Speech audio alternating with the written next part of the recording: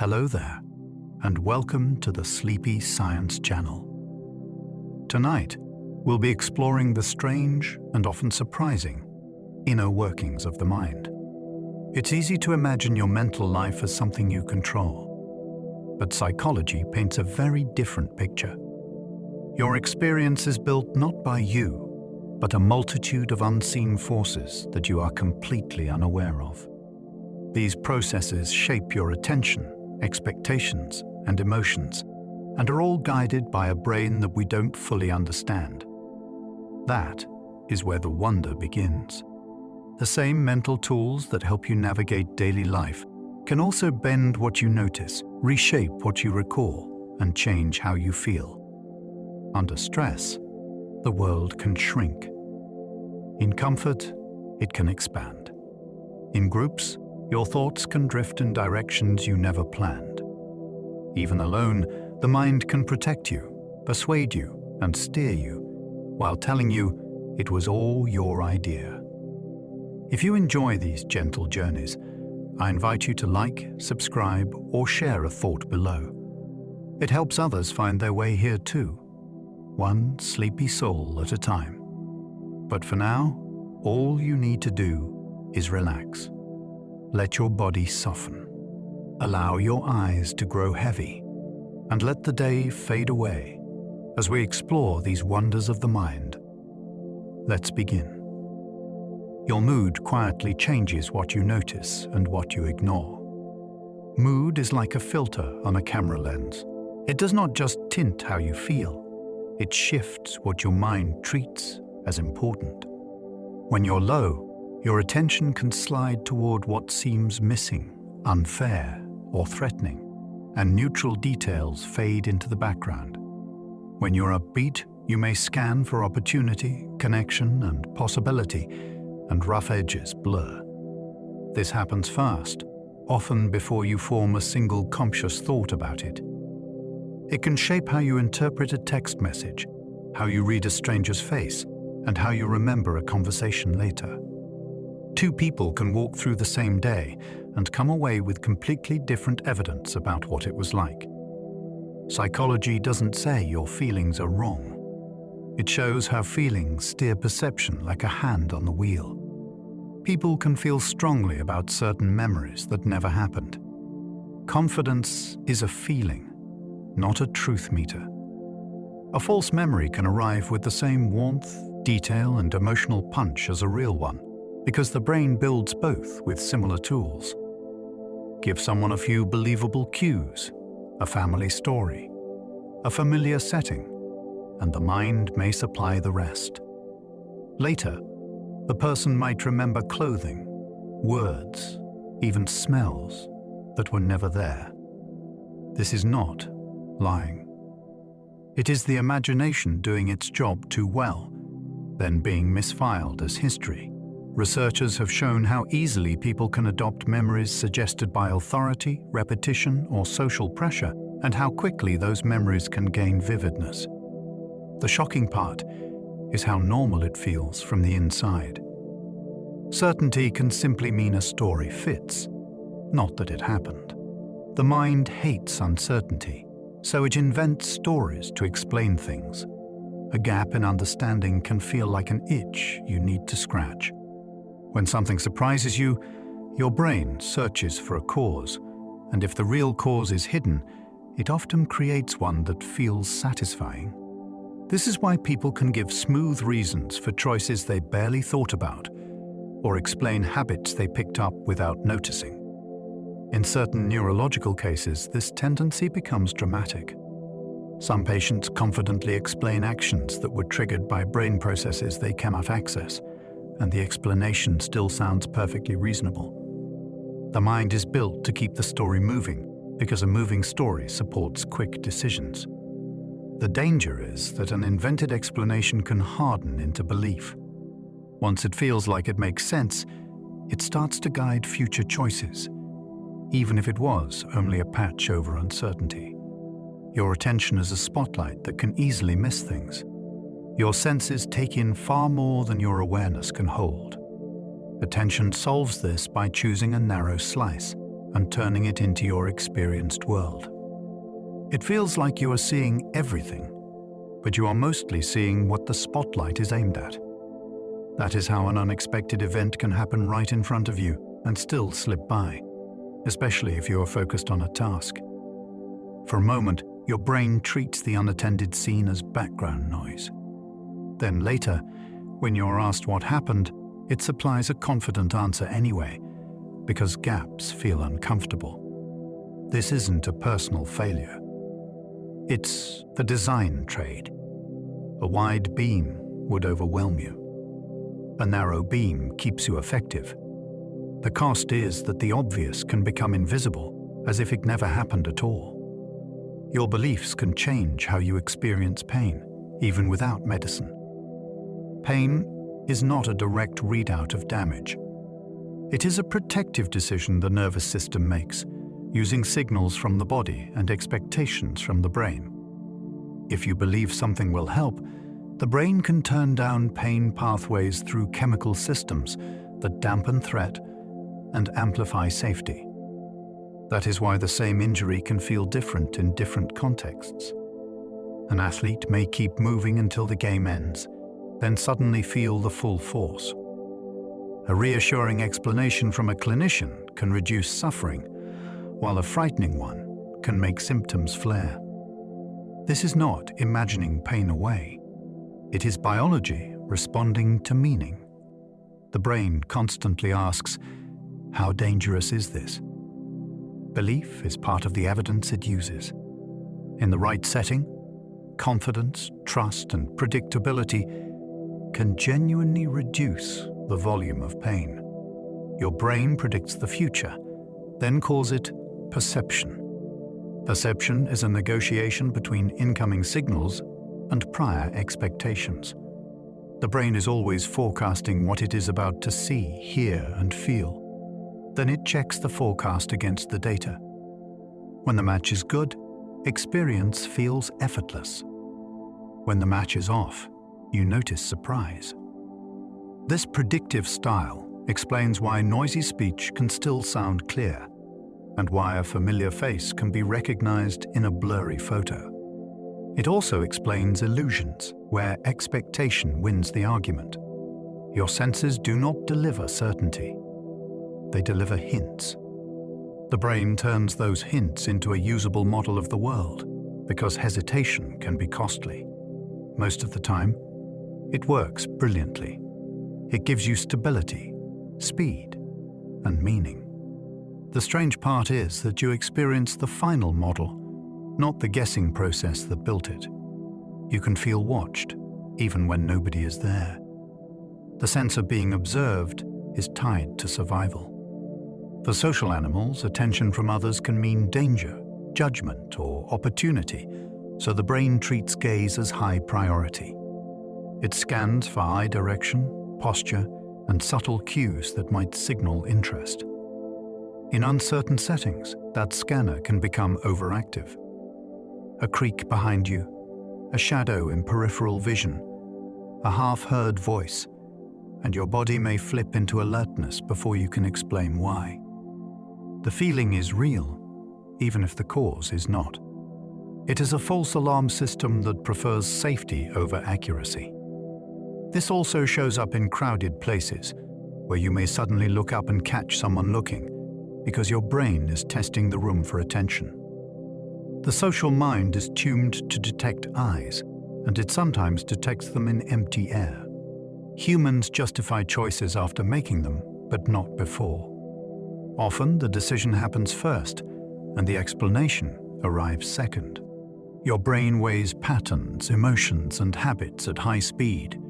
Then your conscious mind is handed an outcome that feels like a deliberate choice. Afterward, you build a story that makes the choice seem logical and consistent with who you are. This is why people can defend a preference they formed in seconds, and why they can become more attached to what they already picked. Experiments have even shown that if people are subtly led to believe they chose something they didn't, many will still explain that choice with confidence. The storyteller in the mind is persuasive. It protects self-respect and keeps life coherent. The trouble is that the story can hide what truly shaped the decision, which makes it harder to learn from it. Knowing this doesn't remove the effect, but it gives you a flashlight. Your brain edits reality constantly, and you rarely notice. Between your eyes and the world, there's a fast, invisible editing room. Your gaze jumps in quick hops, and your brain stitches those snapshots into one continuous scene. It corrects for your blind spot, smooths over motion, and steadies the world even while your eyes are moving. That is why a room feels stable, even though your visual input is full of gaps. It also means you can miss startling changes when your attention is elsewhere. A sign can swap, a person can vanish, a whole object can move, and your experience still feels seamless. The mind prefers a coherent story over a perfect record. What you perceive is not raw footage. It is a best guess that arrives already polished, so you can act without being overwhelmed. Memory is not playback. It is reconstruction every single time. When you remember, you are not pressing play on a stored video. You are rebuilding a scene from scattered pieces, like a stage crew assembling a set in the dark. The brain pulls in fragments of sound, image, and meaning, then fills missing parts with what usually makes sense. That rebuilding can be useful. It lets you extract lessons, and it helps you update old stories with new understanding. It also comes with a risk.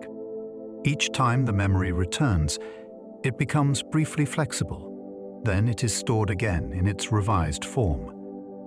A conversation you had afterward, a photo you saw, even a single confident suggestion can slide into the reconstruction. Over time, the memory can drift without you feeling it drift.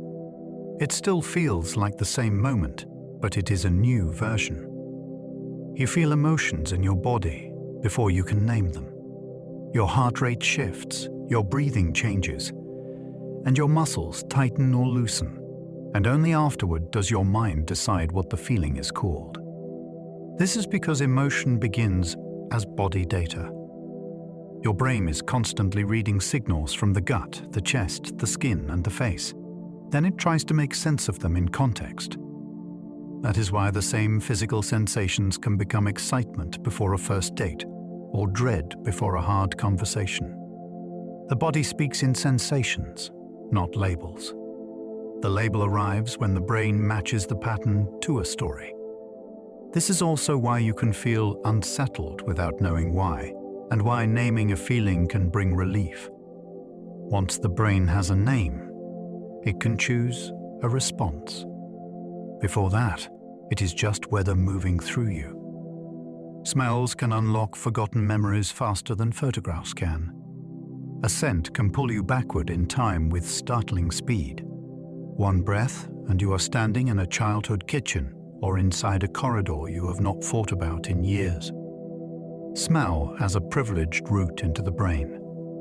It connects tightly with regions involved in emotion and memory, and it can trigger whole scenes without needing language.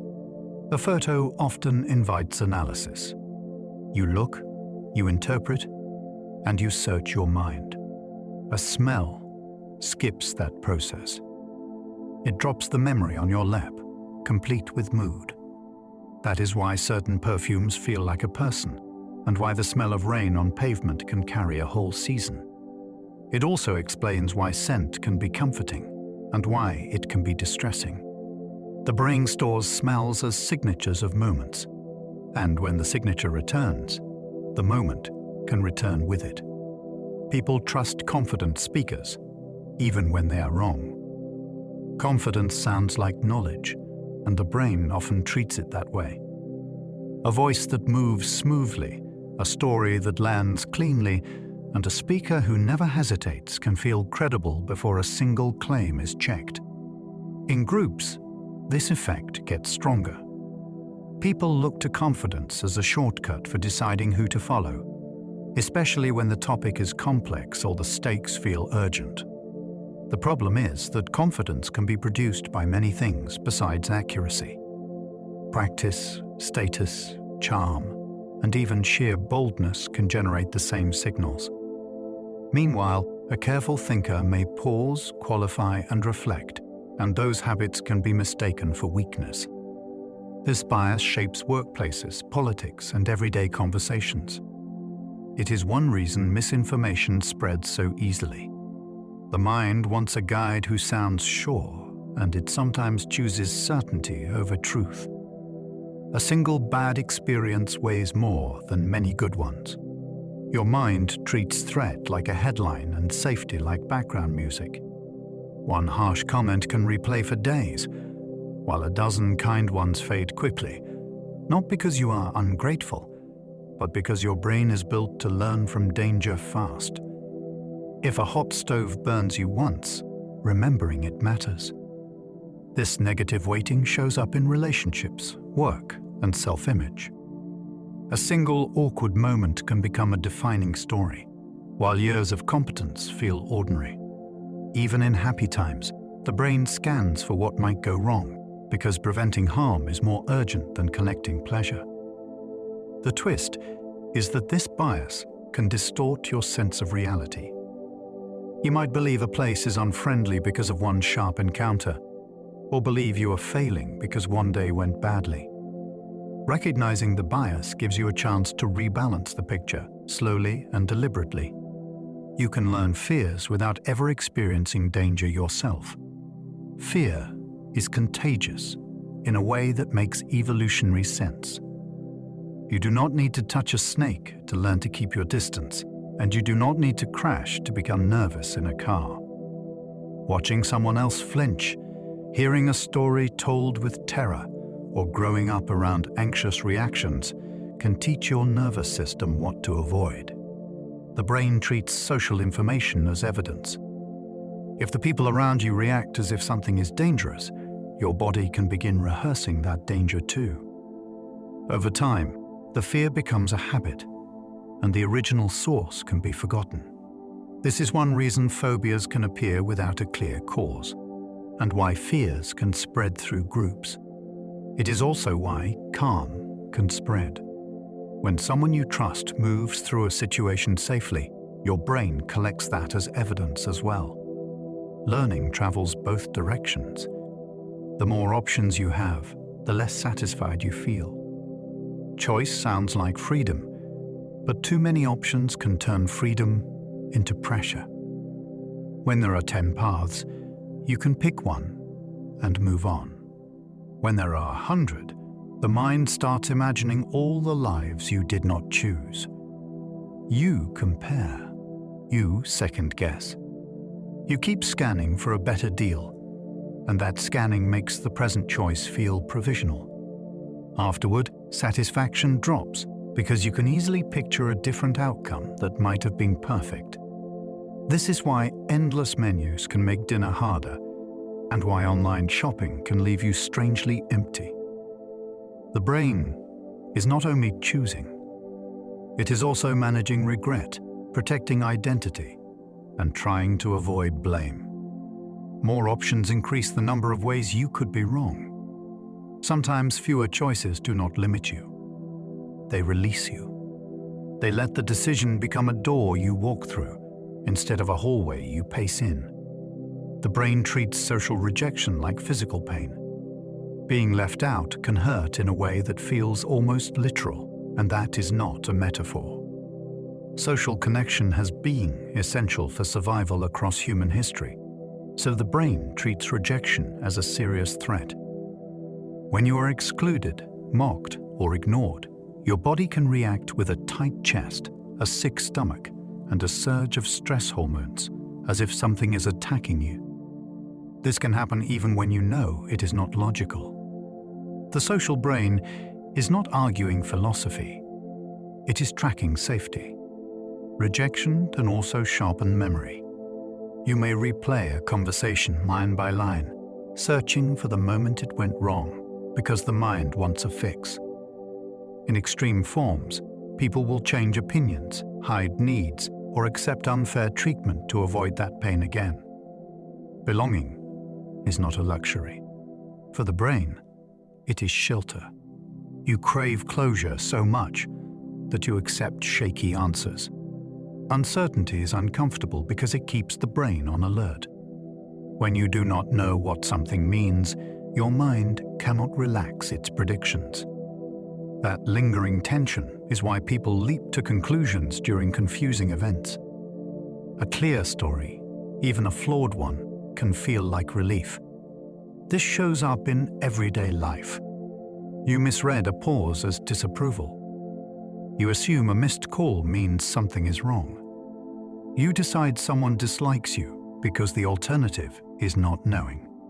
In bigger moments, the same craving drives rumors and conspiracy thinking, where a dramatic explanation can feel more satisfying than a messy reality. Closure turns anxiety into certainty, and certainty feels like control. The trap is that a premature answer can block learning. Once the mind settles, it stops searching. A useful practice is to hold a question open a little longer than your comfort prefers. That extra space is where accuracy often lives. You notice patterns even in pure randomness. Your brain is a pattern engine. It was shaped to detect meaning in clouds, footprints, and subtle shifts in behavior, because missing a real pattern could be costly. The side effect is that you can see structure where there is none. You notice streaks in coin flips. You feel a sign in a coincidence. You sense intention in a string of events that simply happen to line up. This tendency can make the world feel magical, and it can also make it misleading. Casinos rely on it. So do superstitions, lucky rituals, and the feeling that you can predict what comes next after a few wins or losses. The mind loves a narrative arc, and randomness refuses to provide one, so the brain supplies it. Pattern seeking is not stupidity. It is a powerful tool used in the wrong environment. The skill is learning when to trust the pattern and when to test it. You remember endings far more than beginnings. When an experience is over, your brain does not store it like a timeline. It compresses it into a summary, and the final moments have outsized weight in that summary. That is why a movie can be solid for 2 hours, then feel ruined by a weak ending. It is why a trip can be remembered as wonderful or awful based on the last day. The ending acts like a signature, and the brain uses the signature to tag the whole event. This helps with learning, because the outcome often matters most for future decisions. If the last bite made you sick, you avoid the food. If the last moment felt safe, you return. The twist is that this can distort your judgment. You may stay in something that is mostly bad because it sometimes ends well, or dismiss something valuable because it ended awkwardly. Paying attention to this bias can change how you plan experiences and how you interpret them afterward. Tiny facial movements can reveal feelings people try to hide. Your face is constantly broadcasting, even when you think it is still. In tense moments, emotions can flash across the muscles around the eyes, mouth, and brow for a fraction of a second, then vanish as the social expression returns. These micro-expressions can show up when someone is surprised, disgusted, amused, or afraid, and they often appear before a person has time to manage them. You may have felt this without naming it. A smile that arrives a beat too late can feel off. A brief tightening around the mouth can change the whole meaning of a sentence. The fascinating part is that we read these signals automatically. Your brain is trained to track tiny movements because they help you predict people. Even when the words are smooth, the face can leak the weather underneath. You can mishear words clearly, yet still feel certain. Your brain does not wait the perfect sound.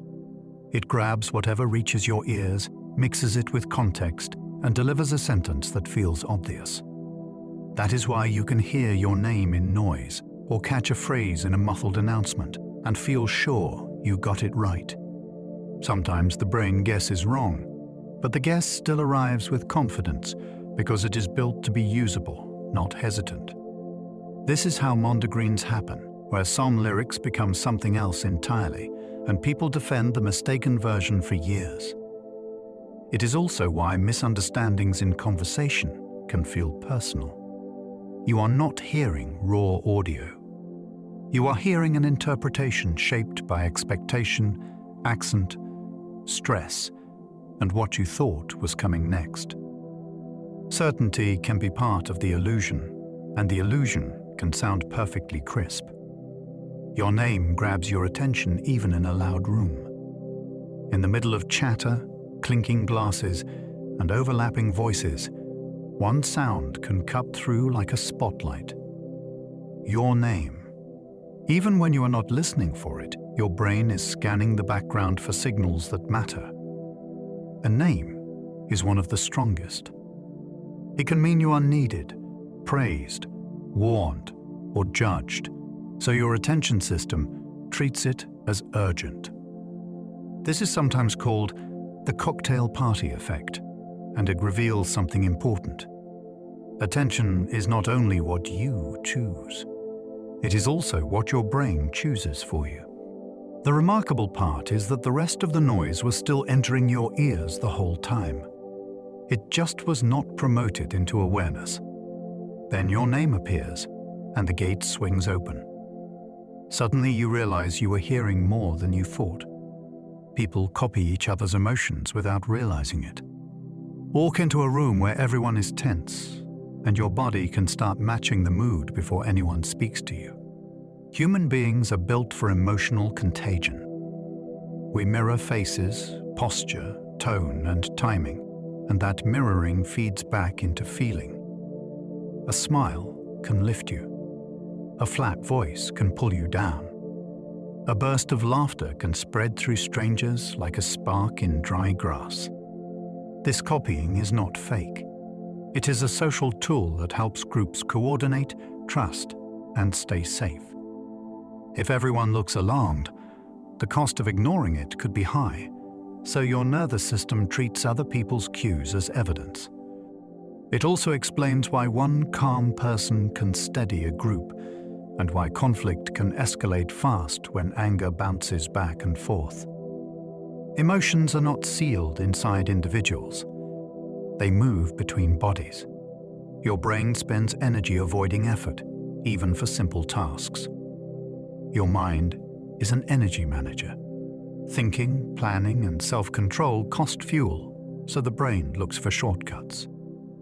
That is why you can delay sending a message that takes 30 seconds, or avoid starting a task you already know how to do. It is not laziness in a moral sense.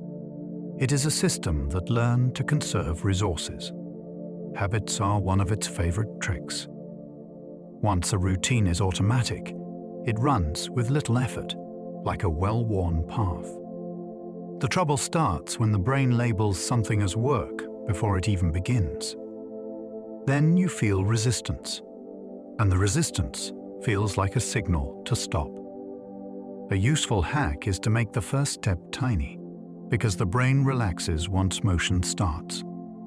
The strange truth is that effort often feels worst right before it disappears. We overestimate how much others notice us. Imagine walking into a room with a small stain on your shirt. It can feel as if everyone's eyes snap to it, as if the mistake is loud. Most of the time, people barely register it. They are busy managing their own worries, their own appearance, their own inner monologue. This is the spotlight effect, and it happens because you live at the center of your own experience. Your brain treats your actions as the main storyline, so it assumes others are watching the same way you are. They are not. They are looking out from their own centers. This bias can make social life feel harsher than it is. It can stop you from speaking up, wearing what you like, or taking small risks. The relief is real once you grasp it. Most people are not judging you. They are being you in their own heads. The first number you hear can shape your final judgment. Numbers are sticky, even when you know they should not be. If someone mentions a high price first, the next price can feel reasonable by comparison. If a low number appears, everything after can feel expensive, even if it is fair. This is anchoring, and it works because the brain needs a starting point. Once the anchor is set, your mind adjusts away from it, but the adjustment is usually not enough. The anchor can be absurd and still pull you. People have been nudged by random numbers they saw moments earlier, and their later estimates drifted toward that number anyway. In real life, anchors show up in negotiations, salaries, online reviews, and even how we rate our own performance. The first figure becomes the reference frame, and reference frames are powerful. One of the best defenses is to choose your own anchor before someone else hands you theirs. We trust familiar ideas more than accurate ones. A claim can feel true simply because it feels known. When you hear an idea repeatedly, your brain processes it more smoothly, and that ease can be mistaken for correctness. This is why slogans work. It is why myths survive. It is why a lie can gain traction if it is repeated with confidence and rhythm. Familiarity is not proof, but it feels like it, because the brain equates ease with safety. New information can feel suspicious just because it takes effort to absorb. The unsettling part is that this effect can operate even when you are intelligent, careful, and well-informed. It is a basic feature of how the mind saves energy. The antidote is not to distrust everything familiar. It is to notice the feeling of ease, then ask for a second signal. Evidence, sources, and consequences. Familiarity should be an invitation to check, not a reason to stop. People change opinions to fit the group they join. The longing is powerful enough to reshape belief. When you enter a new group, you pick up its language, its humor, its heroes, and its taboos, often faster than you realize. Agreeing signals safety. Disagreeing risks friction, or even exile. So the brain starts looking for reasons the group is right. Over time, what began as social alignment can become genuine conviction, because the mind prefers consistency. If your friends all share an opinion, your brain treats that as evidence that the opinion is normal, smart, and moral. This can happen in workplaces, fandoms, families, and politics. It is not always bad. Groups can pull people toward kindness, courage, and growth. The danger is that groups can also pull people toward extremes, because agreement becomes a badge of loyalty. A helpful habit is to keep one foot outside any identity and ask, would I believe this alone? Social media rewards outrage because brains love strong emotion. Outrage is a high-energy signal. It grabs attention. It simplifies the world into heroes and villains, and it triggers the urge to respond. Platforms notice what keeps people watching, and intense emotion keeps people watching. So the system quietly amplifies posts that provoke anger, fear, and disgust, because those feelings drive clicks, comments, and shares. Your brain was built to treat threat as urgent, so it leans in, even when the threat is only a headline on a screen. Over time, the feed can train you, teaching you which emotions earn social rewards. The cost is that outrage narrows thinking. It makes nuance feel like weakness. It makes enemies feel obvious. You start to confuse emotional intensity with importance. A useful approach is to treat your attention like a budget. Ask what your feed is trying to sell you, and choose what kind of mind you want to live in. Your brain fills in blind spots with invented detail. Right now, there is a hole in your vision, and you live your whole life without seeing it. Each eye has a blind spot where the optic nerve exits the retina, so there are no photoreceptors there at all. If the world were delivered to you raw, you would notice a missing patch every moment. Instead, your brain paints over the gap using surrounding color, texture, and lines. It borrows from what is nearby, and it makes a seamless guess. That repair job is so convincing that you cannot feel it happening. It is not only a visual trick. It is a clue about perception itself. Your experience is partly data and partly construction. When the brain cannot access information, it does not leave a blank. It supplies a story that matches the scene, because blanks would be dangerous in a fast-moving world. Eyewitness testimony can be deeply confident, yet deeply wrong. A witness can sound calm, detailed, and absolutely certain, and still be mistaken about what they saw. In stressful moments, attention narrows, and memory later rebuilds the scene from fragments. Small details can shift while the overall story still feels solid. Lighting, distance, and the speed of an event can warp what gets encoded. Later, questions can shape recall. A phrase like, "The broken headlight," can quietly plant a detail that the witness then begins to remember as real. Lineups add another pressure. People often choose the face that feels most familiar, especially when they believe they must pick someone. The frightening part is that confidence can increase with repetition. Each retelling rehearses the story, not the truth. That is why the legal system treats eyewitness evidence carefully, and why good procedures matter. The human mind is persuasive, even to itself. Your posture can influence how powerful you feel. Change the shape of your body, and your mind often follows. When you stand tall, lift your gaze, and open your chest, you send a stream of signals back to the brain about readiness and status. When you fold inward, the brain receives a different message. It reads protection, caution, and reduced space. This does not mean posture magically turns you into a new person. It means body and mind are in constant conversation. Think about how you sit during a difficult call. The shoulders rise, the jaw tightens, and the voice can shrink. Now imagine resetting your stance before you speak. Feet grounded, spine long, breath low. The words often come out differently. People notice it too. Posture changes how you sound, how you look, and how you interpret your own performance. It is a simple lever that can shift the whole experience of a moment. Your expectations can improve performance even without extra practice. Sometimes the difference between stumbling and flowing is what you expect will happen next. When you believe you will do well, the brain allocates resources differently.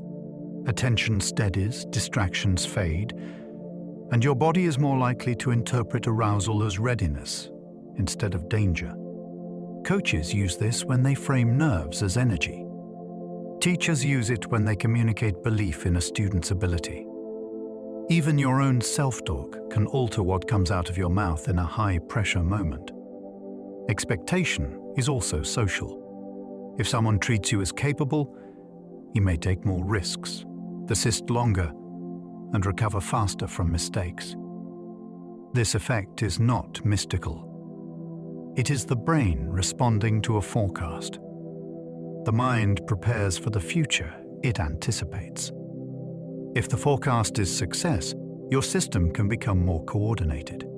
If the forecast is failure, it can become cautious and fragmented. We misjudge how long emotions will last. A breakup can feel like it will echo forever. A wing can feel like it will keep you floating for months. Then time passes, and the emotional weather changes sooner than you predicted. This is a common forecasting error. When you imagine the future, you focus on the event itself, and you forget the countless ordinary moments that will arrive around it. You also forget how adaptable you are. The brain recalibrates. It learns the new normal. That ability is a gift, but it makes prediction hard. People overestimate how long anger will stay hot, how long embarrassment will keep burning, and how long joy will remain sharp. This matters for decisions. You might avoid a healthy risk because you overestimate future regret. You might chase a purchase because you overestimate future happiness. A useful question is simple. How did I feel after the last time something like this happened? Memory is imperfect, but it is often a better guide than imagination. Stress can sharpen memory, or it can erase it completely. In a crisis, time can feel slow, and certain details can become painfully vivid. A single sound, a color, a sentence. Stress hormones can tag moments as important, and the brain prioritizes storing them. That is one side of the story. The other side is blankness. Under extreme stress, attention can tunnel so tightly that large parts of an event never get encoded. Later, you may remember a flash, but not the sequence. You may recall fear, but not faces. Stress can also distort order. The mind might stitch together fragments into something that feels continuous, even when it is not. This split outcome is why two people can share the same emergency and remember it very differently. The memory system is not designed for courtroom precision. It is designed for survival learning. Sometimes that means recording a warning label in bright ink. Sometimes it means dropping everything else on the floor so you can act. People confess to things they did not do. It seems impossible until you picture the situation. Hours of questioning. Sleep deprivation. The promise that confession will make it stop. The fear that resistance will make it worse. Under those conditions, the mind starts searching for escape, not truth. Some people confess to end the ordeal. Others begin to doubt their own memory, especially when investigators present false evidence or insist they know what happened. Over time, a person can start building a narrative that explains why they must be guilty. That narrative can feel real because the brain prefers a coherent story over unresolved chaos. Youth, anxiety, and suggestibility can increase the risk. So can authority pressure. This is why modern justice systems emphasize recording interviews, using better safeguards and avoiding coercive tactics. A confession feels like the ultimate proof, but psychology shows it can be manufactured. The human mind can be pushed into agreement, even against itself. The mind protects self-esteem by rewriting personal history. Most people carry an inner autobiography, and it is less like a vault and more like a living document. When your self-image changes, the past often gets edited to match. You remember your old choices as more sensible than they were. You reinterpret mistakes as lessons you always understood. You soften memories that clash with the person you want to be. This is not always dishonest. It can be stabilizing. A coherent self-story helps you function. It helps you trust your own intentions. But it also means you can become blind to patterns you need to change because the mind retroactively paints them as reasonable. You might say you always knew a relationship would fail when you did not. You might recall being fearless when you were terrified. The benefit is continuity. The cost is accuracy. A helpful practice is to treat your self-story as a draft. It can guide you, but it should still be questioned. You can feel a phantom phone vibration that never happened. You reach for your pocket, and there is nothing there. No buzz, no notification. Yet the sensation felt unmistakable. This experience is common, and it reveals how the brain handles expectation. Your body learns patterns. The phone often vibrates against your skin. You often check it during certain emotions, like boredom or anticipation. Over time, the brain becomes primed to detect that signal, and it starts interpreting ambiguous sensations as a vibration. A muscle twitch, fabric shifting, a pulse in the leg. The mind would rather miss nothing than miss a message, so it makes a fast call. Technology did not create this tendency. It gave the tendency a new target. The deeper point is that perception is a hypothesis. Your brain is constantly guessing what a sensation means, then delivering the meaning as if it were the sensation itself. Once you notice this, the phantom buzz becomes less spooky and more like a peek behind the curtain. You can become emotionally attached to strangers you never meet. A voice in your headphones can start to feel like a companion. A creator you watch each night can feel familiar, even intimate. This is a parasocial bond, and it is powered by the same social machinery you use with real people. Your brain recognizes faces, tracks voices, and builds models of personalities. Repetition strengthens the model. You learn their habits, their humor, their tells. You begin to predict what they will say. The bond can feel comforting, and it can even reduce loneliness because your nervous system responds to perceived connection. The difference is that the relationship is one-sided.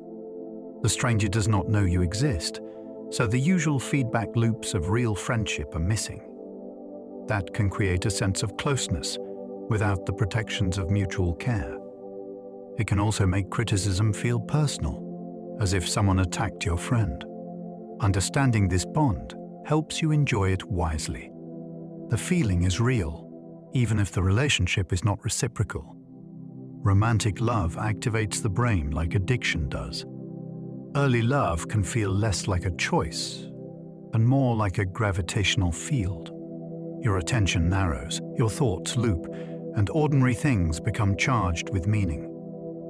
The brain's reward circuits light up around the person, and that reward does not arrive calmly. It arrives with craving, anticipation, and relief. Separation can feel like withdrawal, and small signals like a message, a glance, a shared song can hit like a dose. This is part of why love can override good judgment. The brain is treating the bond as a high-value goal, and it will push you toward it with urgency. It can also explain why rejection hurts so sharply, and why people chase closure even when it costs dignity. Love is not only poetry.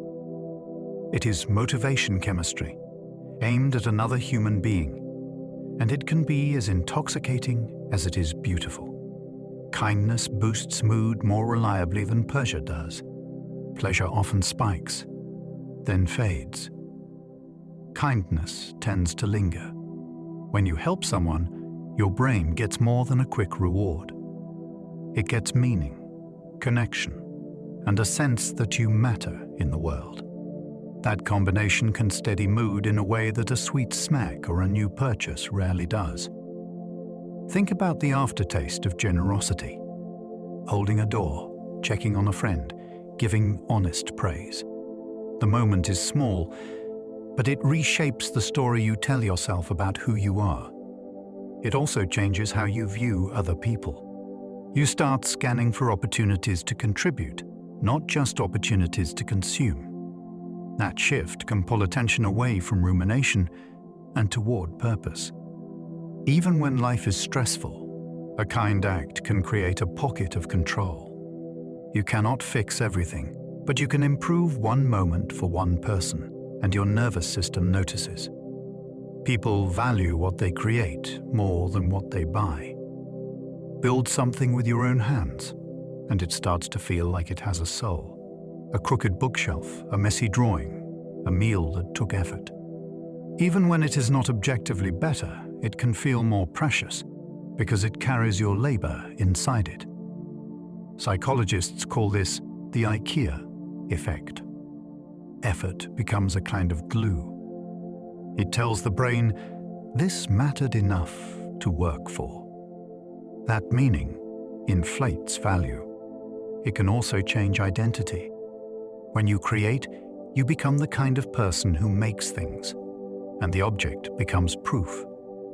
This is why people defend their home projects. and why handmade gifts can feel powerful. Creation turns time into a physical symbol. It is not just an object. It is a story of persistence, problem-solving, and choice. Buying skips that story, so the attachment is often thinner. You crave fairness so strongly that you will punish cheaters at a cost. Fairness is not a polite preference. It can feel like a law of nature. When someone breaks it, many people will spend their own time, money, or status to make the rule visible again.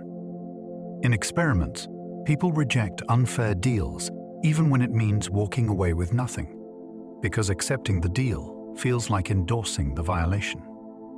That reaction is emotional, fast, and bodily.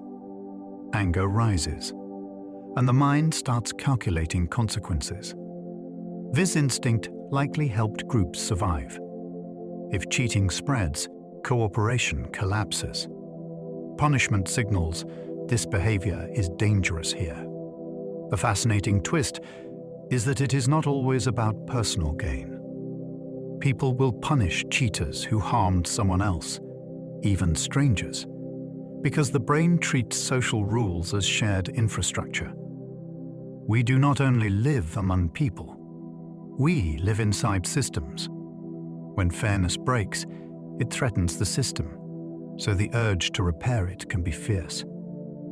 We prefer simple stories, even when reality is complicated. Your mind loves a teen plot, a clear villain, a single cause, a neat lesson at the end. Complexity feels slippery, and it demands effort, so the brain tries to compress it into something manageable. That compression is useful in daily life. It helps you decide quickly. It helps you communicate. It helps you teach children why the stove is dangerous. But in messy adult reality, simple stories can become traps. They erase multiple causes, mixed motives, and slow systems that take years to reveal themselves. You start to believe one factor explains everything, and you stop looking. This is why people cling to slogans in crises. It is why gossip spreads faster than nuance. A simple story travels easily through a social group, and it feels satisfying to the listener. The challenge is learning when simplicity is a tool and when it is a blindfold. Good thinking often begins when you can tolerate a story that stays unfinished. Your brain treats losses as more urgent than gains. Lose 20 pounds and you might celebrate. Lose 20 pounds of money and your body can tighten as if danger arrived. Loss carries a special alarm signal. It grabs attention, narrows focus, and pushes you toward action. Because in nature, losing resources could threaten survival. The result is a bias. People work harder to avoid losing something than to gain the same thing. They hold on to bad investments because selling would make the loss feel real. They stay in relationships that are shrinking because ending it confirms what was lost. Even time feels this way. A wasted hour can sting more than the pleasure of a free hour. This urgency shapes marketing, fear-based headlines, and the way we negotiate. It can also shape self-talk. A single mistake can loom larger than 100 quiet successes. Learning this bias does not erase it, but it gives you a chance to slow down and ask, is this loss truly urgent, or does it just feel that way? People can feel guilt for thoughts, but not for actions. Many people will torture themselves over an intrusive thought, while shrugging off a harmful behavior as not that bad. That mismatch is one of the strangest quirks of moral psychology. Thoughts feel intimate, as if they reveal the true self, so a dark or taboo idea can trigger shame, even when the person would never act on it. Meanwhile, actions can be softened with excuses, distraction, and selective memory. The mind treats inner life as identity, and identity feels sacred. This is why some people confess imagined sins, or seek reassurance that having a thought means something terrible. It is also why moral growth can stall. If you punish yourself for thoughts you did not choose, you waste energy. If you excuse actions you did choose, you avoid responsibility. A healthier frame is to treat thoughts as weather. They pass through. Actions are what shape the world. Ethics lives most clearly in what you do, not in what briefly appears in your mind. Music can trigger chills through the brain's reward system. A song swells, a note lands, and suddenly your skin prickles. You might get a shiver down the spine, a rush in the chest, or tears that arrive without warning. These chills are not random. They often appear when the brain predicts what is coming, then gets surprised in a satisfying way. A harmony resolves later than expected. A vocalist bends a note just off the edge of normal. A beat drops at the perfect moment. Your reward system responds with a surge that feels physical. It is as if the brain is saying, yes, this pattern matters. Chills can also be social. Anthems, choirs, and live crowds amplify them because belonging and shared rhythm deepen emotion. Music is structured sound, but the brain experiences it as meaning. It can make you feel brave, nostalgic, or calm in seconds. Few things can reach the nervous system so directly without a single word. You feel more confident after agreeing with yourself out loud. Say a belief out loud, and it can start to feel more solid, even if nothing changed in the outside world.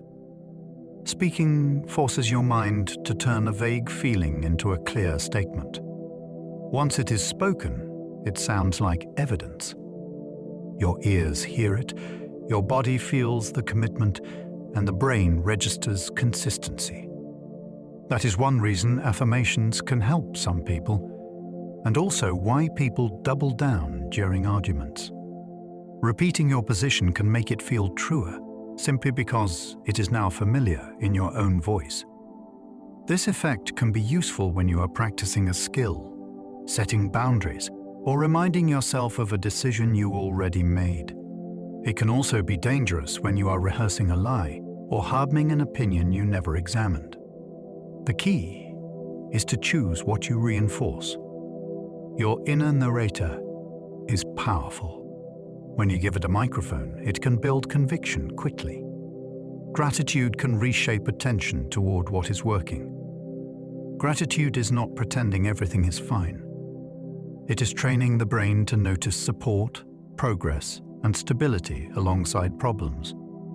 Attention is limited, so whatever you repeatedly scan for becomes your experienced world. If you scan only for threats, the day becomes a minefield. If you practice noticing what is holding you up, the day gains texture. A working pair of lungs, a friend who replied, a meal that tasted good, a moment of focus when you expected none. Over time, this practice can change what stands out automatically. It does not erase grief or stress, but it reduces the sense that life is only loss. Gratitude can also make people more generous and resilient, because it reminds the brain it is not alone. The mind is always building a summary of reality.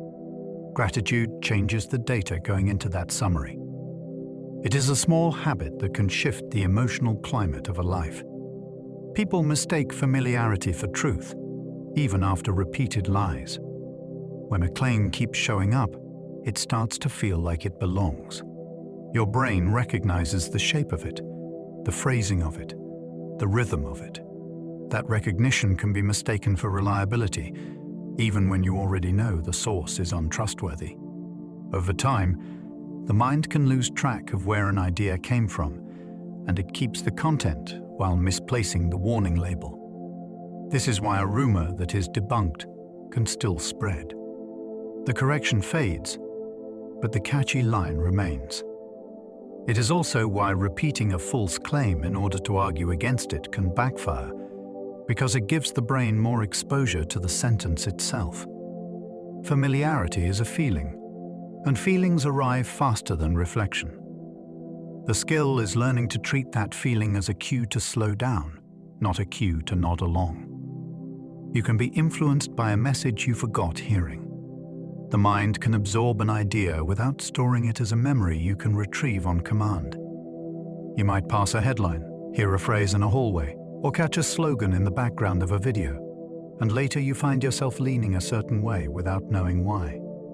The influence can show up as a preference, a suspicion, or a sudden sense that something just seems right. This happens because some learning is more like tuning than remembering. The brain updates its expectations based on patterns, and those updates do not always come with a story attached. You forget the moment, but you keep the tilt. That is why repeated exposure can shape taste in music, attitudes toward a topic, or how trustworthy a face feels. It is also why persuasive messages aim for your attention when it is low. The best defense is to ask, where did this idea enter me? Especially when the conviction feels oddly effortless. The brain remembers unfinished tasks better than finished ones. Start something, then get interrupted, and the task can keep tapping you on the shoulder. A half-written email, an unresolved argument, a puzzle you did not complete. The mind holds on to these open loops because they signal incomplete goals, and incomplete goals can matter for survival.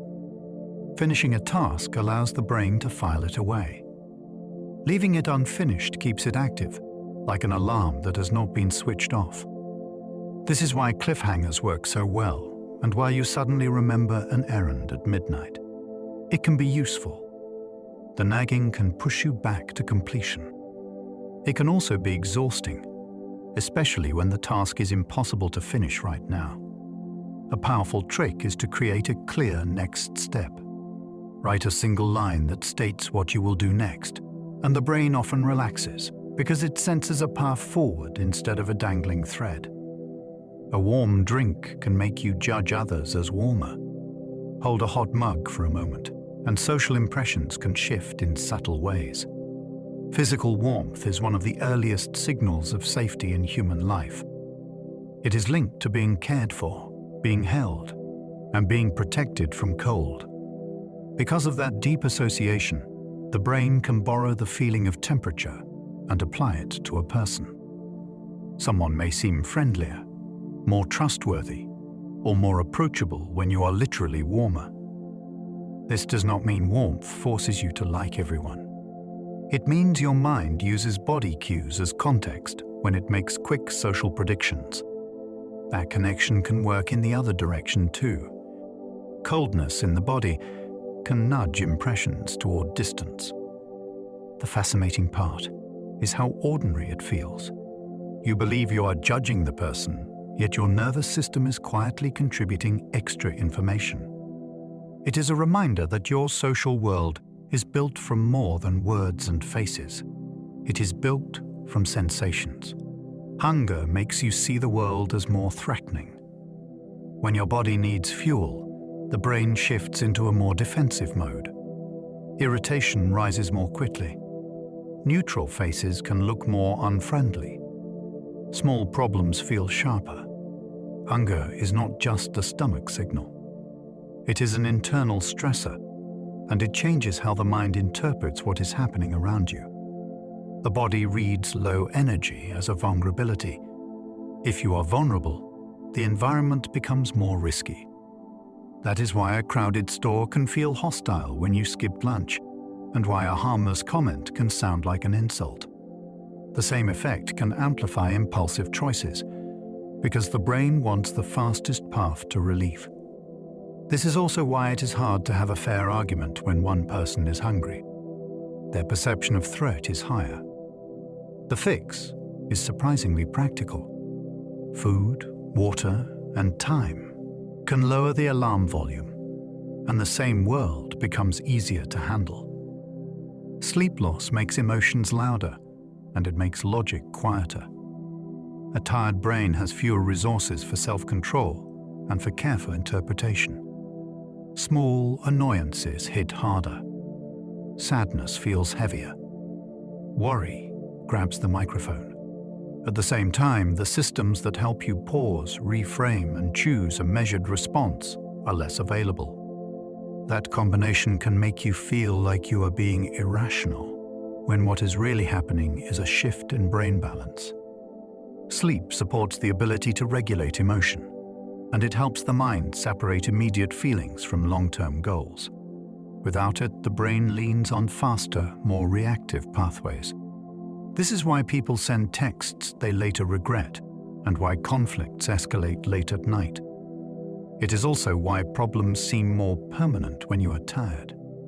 In the morning, with rest, the same issue can look solvable. Sleep does not fix your life. It changes the lens you see it through, and that lens matters. Loneliness changes how your brain reads facial expressions. When you feel alone, the mind becomes more vigilant for signs of rejection, because rejection would deepen the danger. That vigilance can change what you perceive in other people's faces. A neutral look can be read as disapproval. A brief pause can feel like dismissal. You start scanning for proof that you do not belong, and the scan itself can bias the result. This can become a feedback loop. Feeling lonely makes social signals seem harsher, and harsh signals make you withdraw, which increases loneliness. The tragedy is that none of this requires anyone to be cruel. The brain is trying to protect you, but the protection can misfire. Understanding the loop matters because it shifts the question from what is wrong with me to what is my mind doing under social stress. A useful step is to seek small, low-pressure contact. A short conversation, a familiar voice, even brief eye contact. Tiny connections can soften the lens. Your brain uses shortcuts because it cannot compute everything. Every moment presents more information than your mind could ever fully analyze. Light, sound, movement, social cues, internal sensations, and memories all compete at once. To survive this, the brain relies on shortcuts, fast rules that usually work well. You guess what a shape is before you examine it. You judge mood from tone before you pass every word. You choose based on a few cues, not the full spreadsheet. These shortcuts make you quick, and they keep you from freezing in overload. They also create predictable errors. A shortcut can mistake a shadow for a threat, or a confident person for an expert. The fascinating part is that you often experience the shortcut as common sense. It feels like direct perception, not a decision.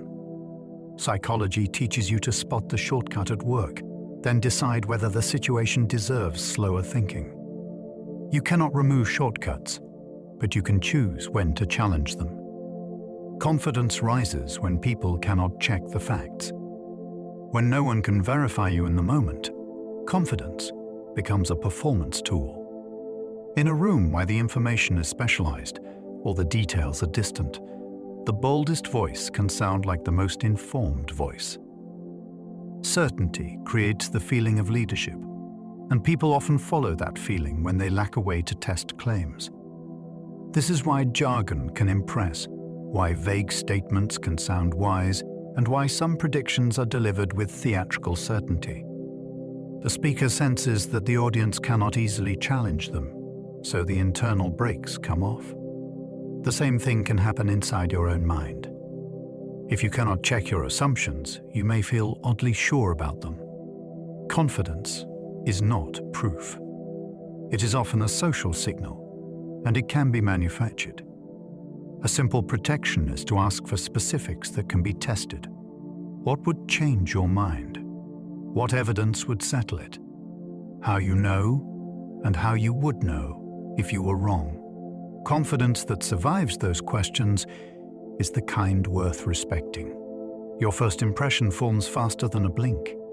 Before you finish a single sentence, your brain has already built a rough sketch of the person in front of you. It reads posture, voice, facial tension, and timing. Then it makes a rapid prediction. Safe or unsafe, friendly or cold, competent or uncertain.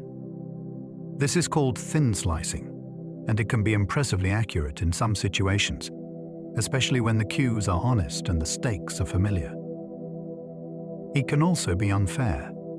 Clothing, accents, and cultural differences can trigger snap judgments that have nothing to do with character. Once the impression forms, the brain starts looking for confirmation, and it filters later details through the initial frame. That is why first meetings matter so much, and why it is so hard to start over with someone after a rough introduction. The hopeful news is that first impressions can be updated, but usually only when you deliberately slow down and collect more data than the snap judgment used. You can learn skills while believing you are not improving. Improvement can hide in plain sight, because your mind updates its standard as you get better. Early on, every small gain feels dramatic. Later, the same gain feels ordinary, because the task itself now looks easier. This is why language learners often feel stuck right before a breakthrough. Their ear has sharpened enough to notice mistakes they used to miss, so progress feels like failure. Athletes feel this too. Their timing improves, so they judge themselves by tougher criteria. Under the surface, your brain is still refining. It is strengthening pathways, reducing wasted motion, and making decisions faster. Some changes show up only when pressure rises. You might handle a surprise more smoothly, or recover faster after an error, and you call it luck. Psychology reminds you that competence can grow quietly, especially when your attention is focused on what still needs work. Anxiety can trick you into confusing possibility with probability.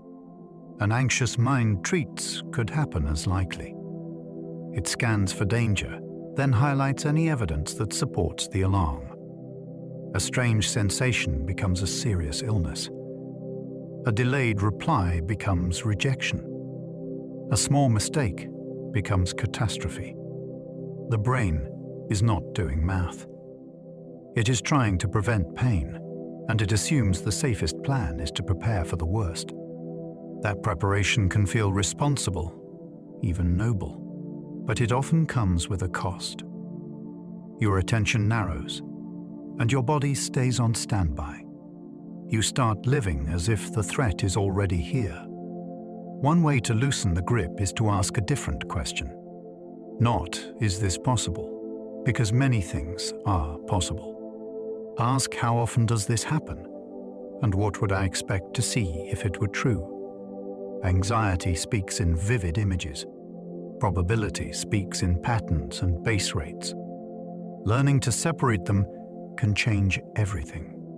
People become more extreme after talking with like-minded friends. Put people who already agree into a room, and the center of gravity often shifts. Conversation becomes a contest of loyalty. Each person offers a slightly stronger version of the shared belief, and the group rewards the boldness with attention and approval. Over time, the average position slides toward an extreme, not because anyone planned it, but because agreement feels good. Doubt feels like betrayal. The group also collects arguments. Someone mentions a new angle, another adds a dramatic example, and soon the belief feels backed by a mountain of reasons. Meanwhile, counterarguments are absent, so the mind stops practicing restraint. This is called group polarization, and it shows up everywhere. Friend circles, online communities, and political movements. It can fuel courage for good causes, and it can also fuel cruelty. The antidote is not constant conflict. It is exposure to respectful disagreement and the ability to stay curious while staying connected. You rate your ideas higher when you generated them quickly. An idea that arrives fast can feel like lightning. You get a rush of clarity, and the speed itself becomes evidence that it must be brilliant. The brain loves fluency. When something comes easily, it feels more true, more elegant, and more worth defending. This is why people fall in love with their first draft, and why a clever line can outshine a careful plan. Speed also creates ownership. If the idea feels like it sprang from you, it gains a glow. Later, even weak points can be ignored because the original spark felt so convincing. This is not a flaw unique to certain people. It is a normal bias. One helpful practice is to treat fast ideas like fresh bread. They smell amazing while they are warm. They still need time to cool before you slice them. Testing an idea does not kill creativity. It turns a spark into something you can trust. Being observed can improve performance, or it can ruin it. There are moments when an audience makes you sharper. Your posture lifts, your focus tightens, and your actions become crisp.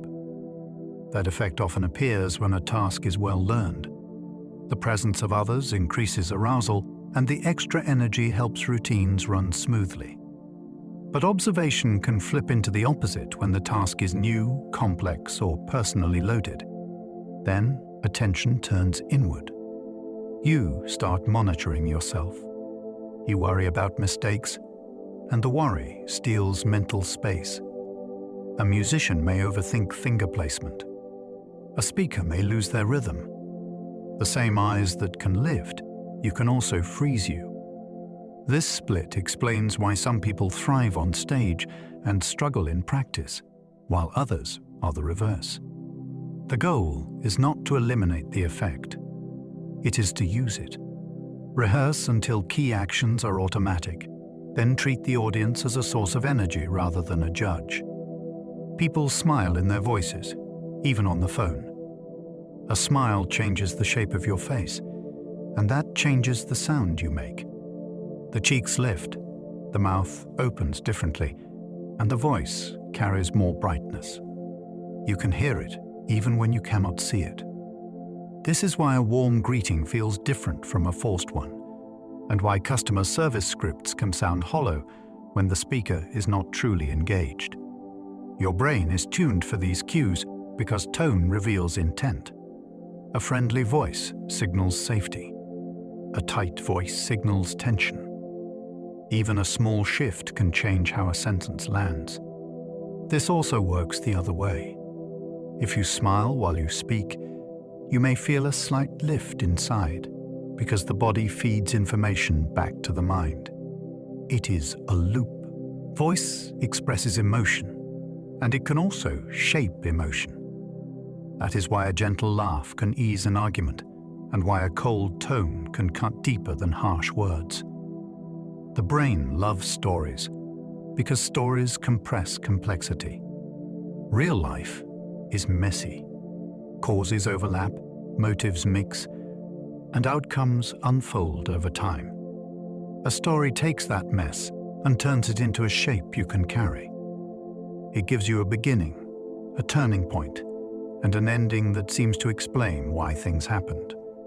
That compression is powerful. It helps you remember, teach, and predict.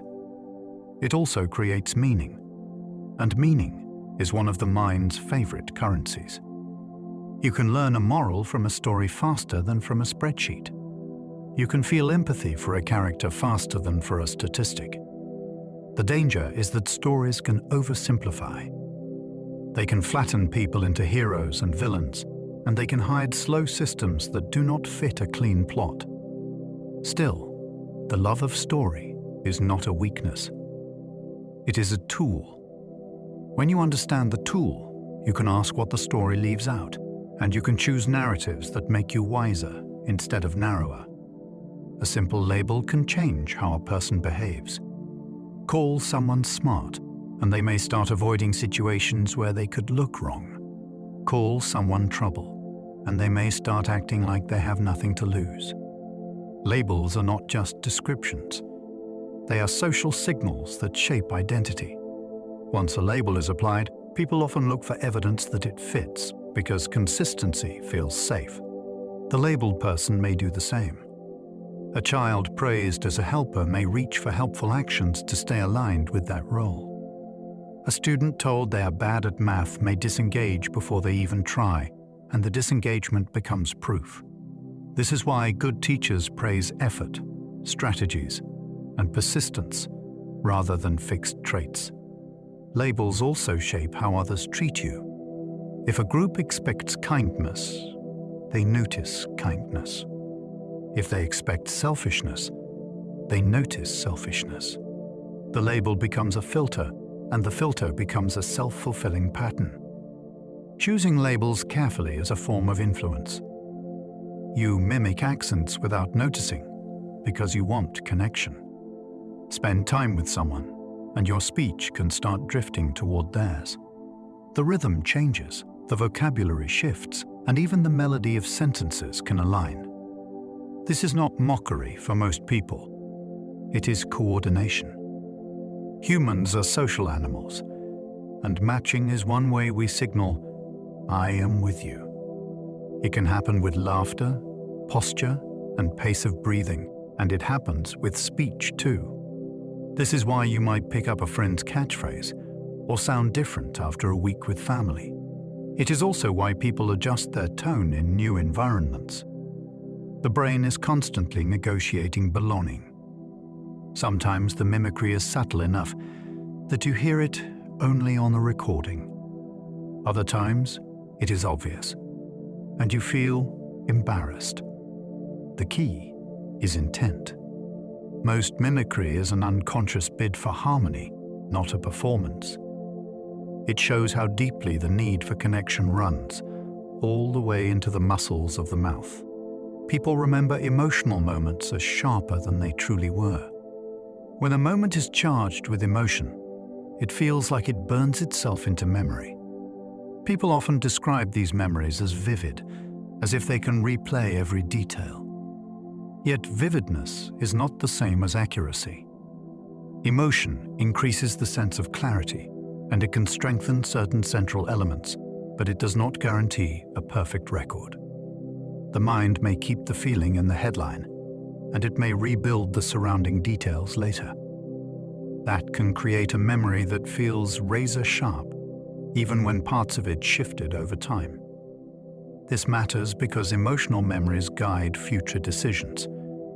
They shape what you avoid, what you chase, and what you believe about yourself.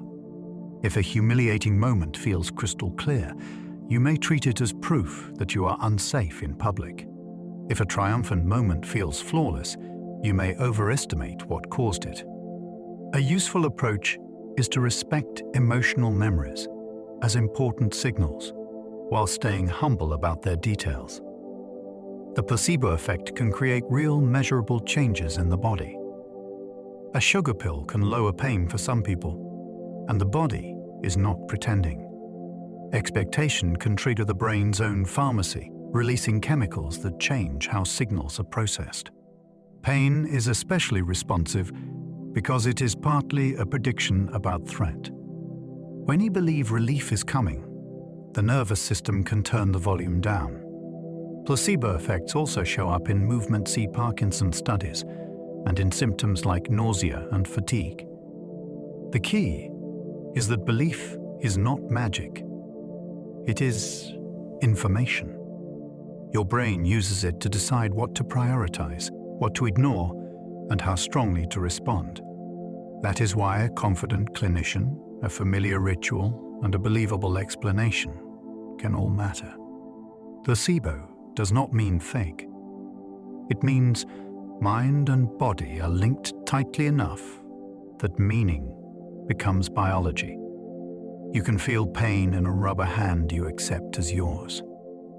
Picture your real hand hidden from view and a rubber hand placed where your hand should be. If both are stroked in the same rhythm, many people start to feel the touch on the fake hand. The brain is solving a puzzle. What belongs to me? Vision and timing often win. Once the rubber hand is treated as part of the body, threatening it can produce a real flinch, a spike of stress, and in some cases, a sense of pain. This illusion is not a party trick. It shows how body ownership is constructed, not guaranteed. Your brain maintains a map of you, and it updates that map using whatever evidence seems most consistent. This helps explain phantom limb pain and why tools can start to feel like extensions of the body. The feeling of mine is a prediction that can be rewritten. Your brain responds to imaginary threats like real ones. Your body can panic during a scary movie, even though you know you are safe. Heart rate rises, muscles tense, and breath shortens. The brain's alarm systems respond to meaning, not to philosophical certainty. If a scene looks like danger, the body prepares. The same thing happens with worry. An anxious thought can activate the same stress pathways as an actual event because the brain rehearses the scenario as if it might happen. This is useful when imagination helps you plan. It becomes costly when your mind loops on threats that never arrive. Your nervous system cannot always tell the difference between a tiger in front of you and a tiger in your head. The deeper lesson is that safety is a felt state, not a fact. Training calm often means changing the story your brain is running, not just telling yourself you're fine. People prefer familiar faces, even when they cannot recognize them. Show someone two strangers, and they may feel drawn to the one they have seen before, even if they cannot place why. A face that is merely familiar can feel safer, warmer, and more trustworthy. The brain treats familiarity as a survival cue. I have seen this, and I lived. What makes this eerie is that the familiarity can be created in tiny doses. A brief glimpse, a background photo, even a face that resembles people you know can shift preference without conscious awareness. This is one reason celebrities can seem likable before they speak. It is also why first impressions can change after repeated exposure, even without new information. Your mind keeps a quiet ledger of what it has encountered. When the ledger says known, your emotions often soften. Familiar does not mean good, but your brain often treats it that way, because unknown can carry risk. You can crave something more after you already own it. You buy the thing, and instead of satisfaction, you feel a new itch.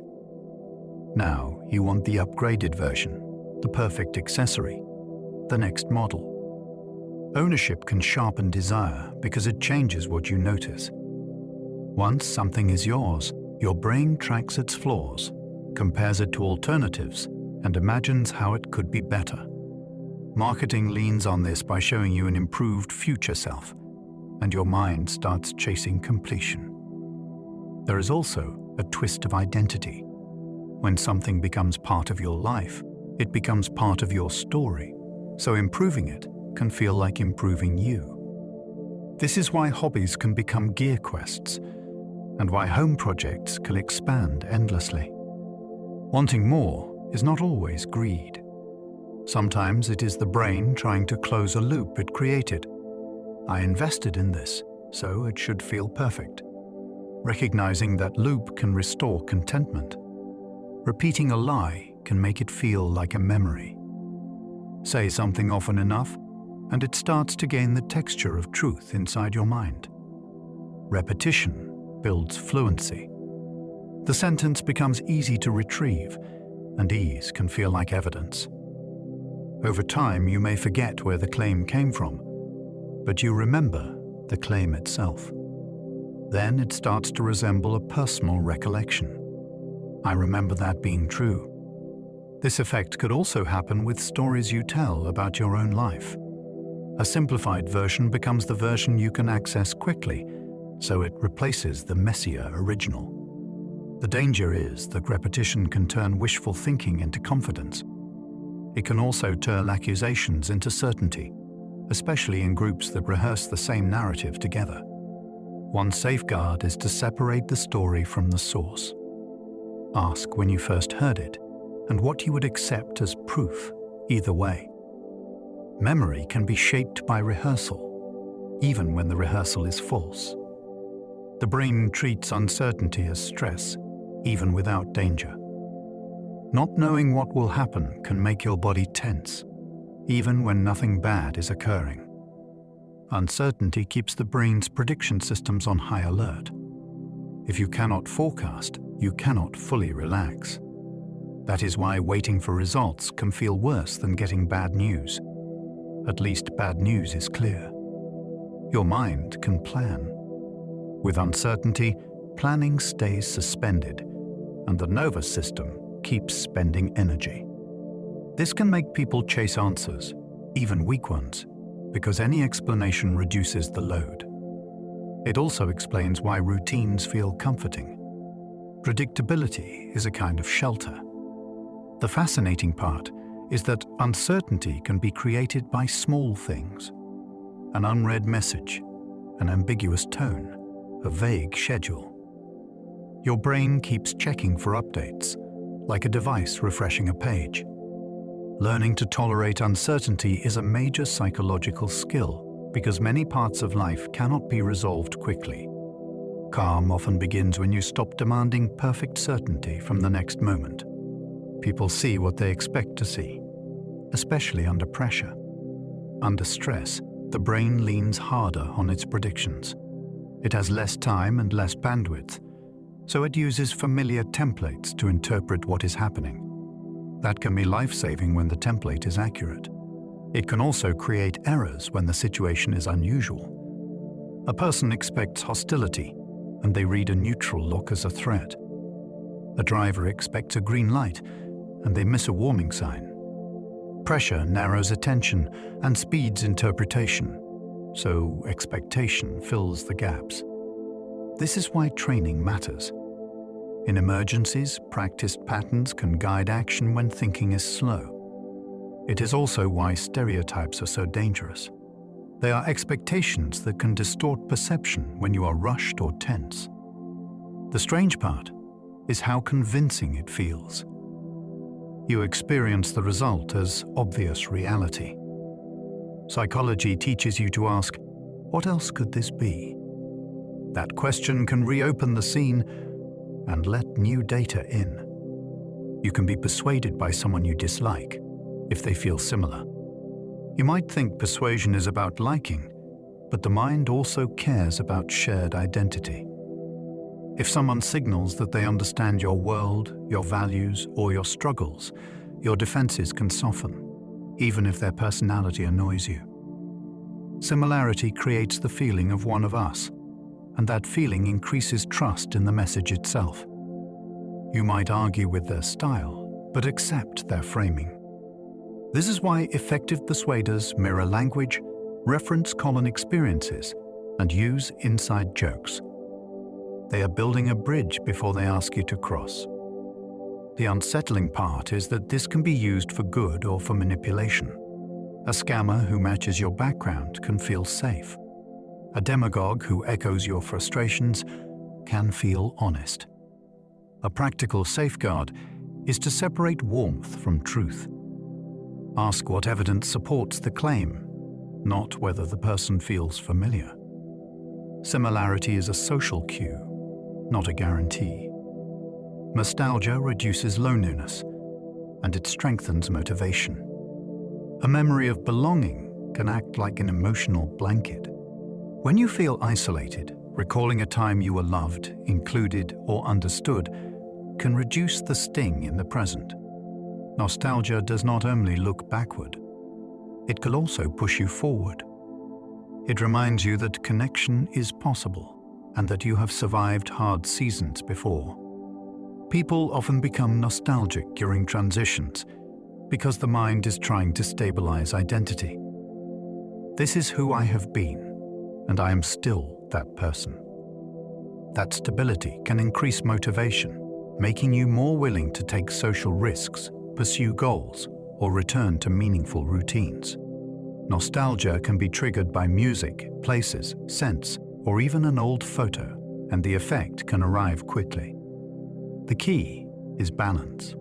Healthy nostalgia is not escaping the present.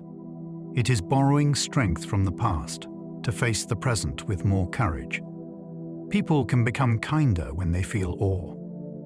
Stand beneath a sky packed with stars, or watch a rocket rise into the clouds, and something in the self can loosen. Awe is the feeling of encountering something bigger than your usual frame, and it can shrink the sense of me versus the world.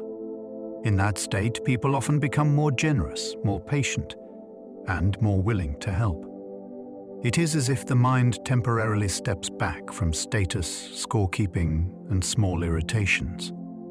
Researchers link awe to a small self-experience, where personal concerns feel less central and connection feels more natural. You can see it after a powerful concert, a cathedral visit, or a mountain view that steals your words. Awe does not solve life's problems, but it can change the emotional posture you bring to them. For a moment, you are reminded you belong to something vast, and that reminder can soften how you treat others. Small rituals can reduce anxiety, even when they are meaningless. A ritual can be as simple as tapping the desk before an exam, stirring tea the same way, or tying your shoes in a particular sequence. The action itself may have no causal power, yet it can still calm you. That is because anxiety is partly a feeling of unpredictability, and ritual creates a pocket of order you can control. The brain reads repetition as stability. It also focuses attention on steps, which can interrupt spirals of worry. Athletes do this before a free throw, performers do it before a show, and many people do it before hard conversations without even realizing. The ritual becomes a bridge from uncertainty to action. It does not need to be logical to be soothing. The mind is not asking for proof. It is asking for a signal that you are prepared. A consistent sequence can provide that signal, and the body can settle enough to do what matters next. You bond faster with someone after sharing a secret. A secret is social currency because it signals trust. When you reveal something private, you are handing someone a piece of vulnerability, and you are betting they will hold it safely. That bet can accelerate closeness, since it creates a shared boundary between us and the rest. The brain notices the risk, and it treats the other person's response as evidence about their character. If they respond with care, the nervous system relaxes, and the bond tightens quickly. It can feel like friendship formed overnight. This is why late-night conversations can feel intense, and why people can connect deeply on long trips or during stressful events. There is a caution here too. A fast bond can outpace real knowledge of someone's reliability. Sharing something small first can be wise, then letting trust earn its way into larger truths. Still, the basic mechanism is powerful. Secrets can turn strangers into allies in a single conversation. Laughing together makes strangers trust each other more. Shared laughter is a social handshake that happens in the body. When people laugh at the same moment, their timing syncs, their breathing aligns, and their faces mirror one another without effort.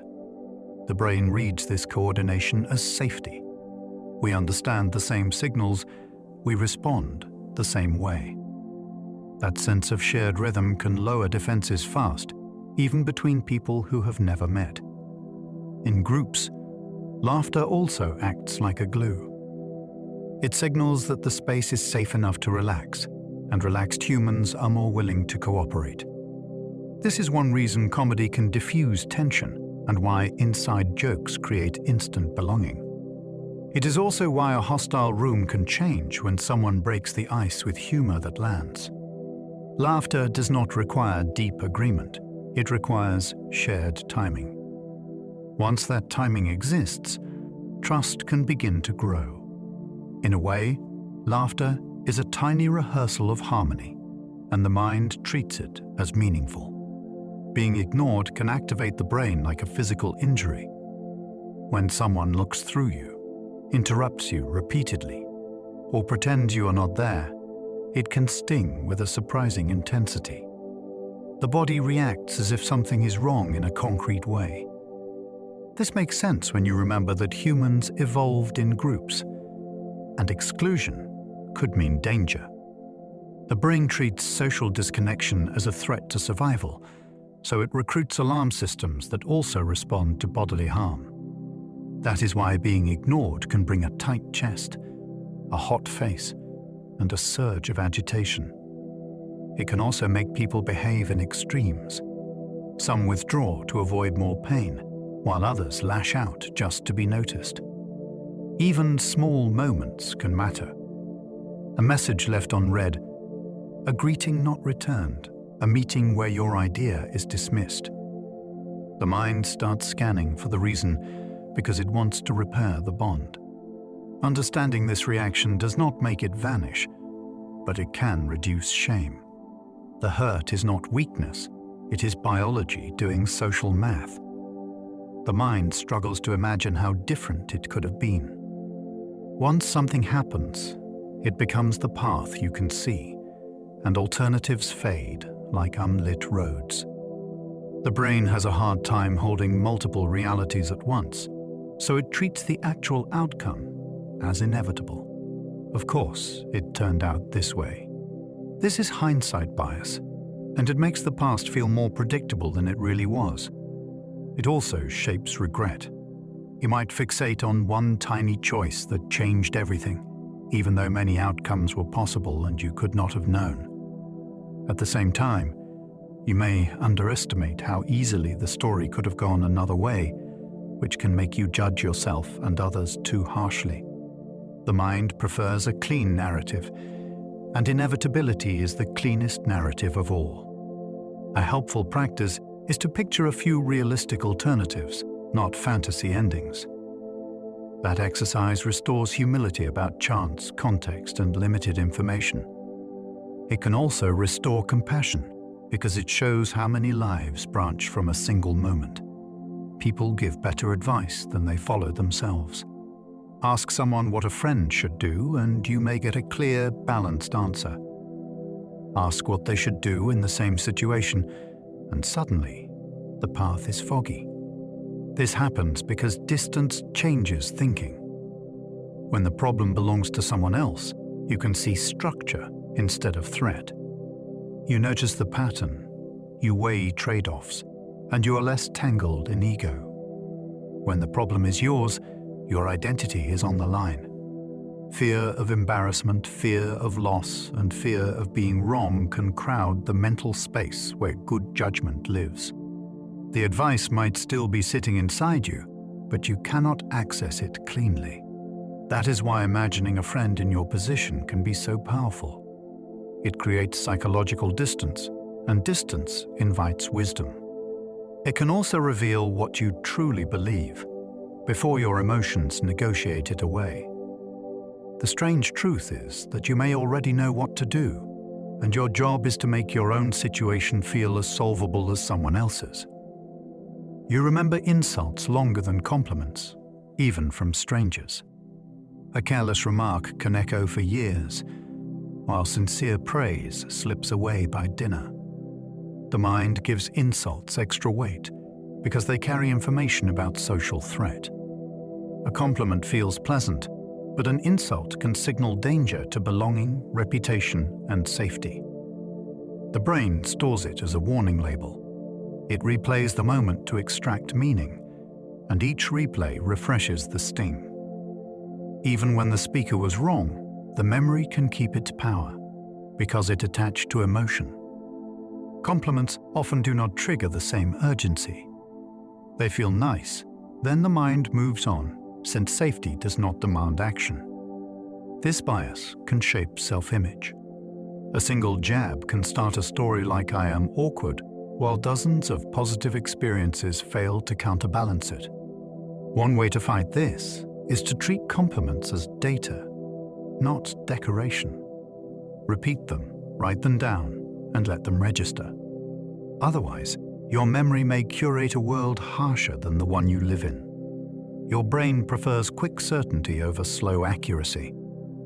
A fast answer feels like relief, It ends the tension of not knowing, and it lets your mind move forward. Slow accuracy, on the other hand, asks for patience. It asks you to hold competing possibilities, gather evidence, and admit uncertainty. The brain often resists that, especially when you are tired, stressed, or socially pressured.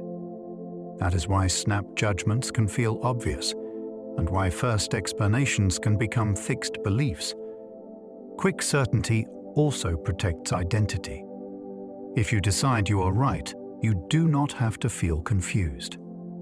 The cost is that early conclusions can be built on thin data, and thin data can produce confident mistakes. You see this in arguments that escalate, in rumors that spread, and in decisions made under time pressure. The skill is learning when a situation deserves slower thinking. A useful cue is emotional heat. The more charged you feel, the more likely your brain is reaching for certainty as comfort. In those moments, a pause can be a form of intelligence. People can be hypnotized into feeling real sensations. Hypnosis is not mind control, and it is not sleep. It is a focused state where suggestion can strongly shape experience.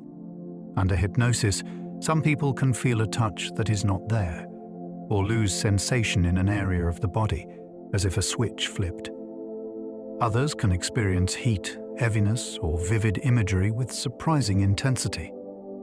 This works because perception is not only incoming signals, it is also interpretation. Hypnosis narrows attention, reduces competing thoughts, and increases responsiveness to a guiding narrative. For pain, this can be especially striking.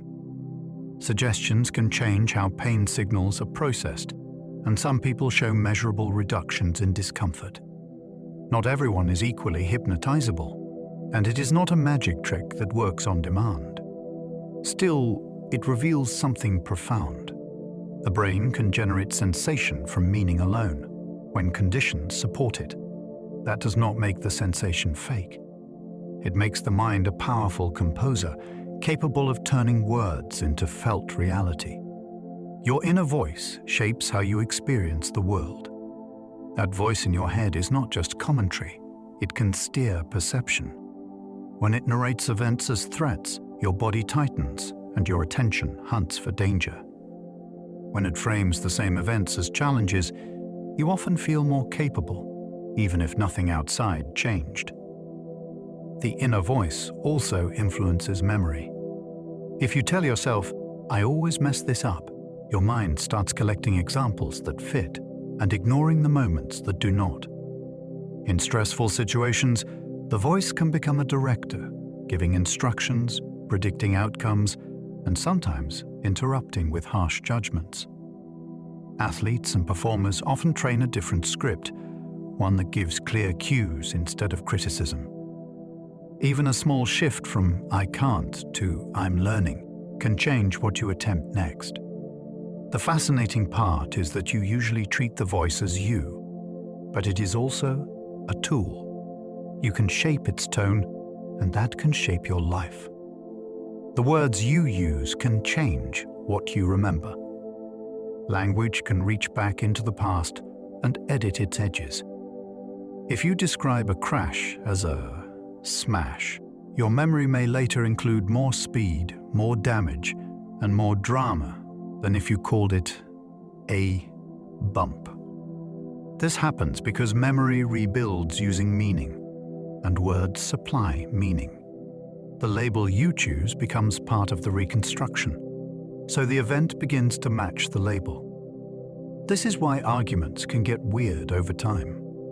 Two people remember the same conversation differently because each person narrated it with different words afterward. One retells it as "I was attacked." The other retells it as "I was being honest." Those narrations do not just report memory, they reshape it. Even your private journaling can have this power. Harsh language can sharpen a wound.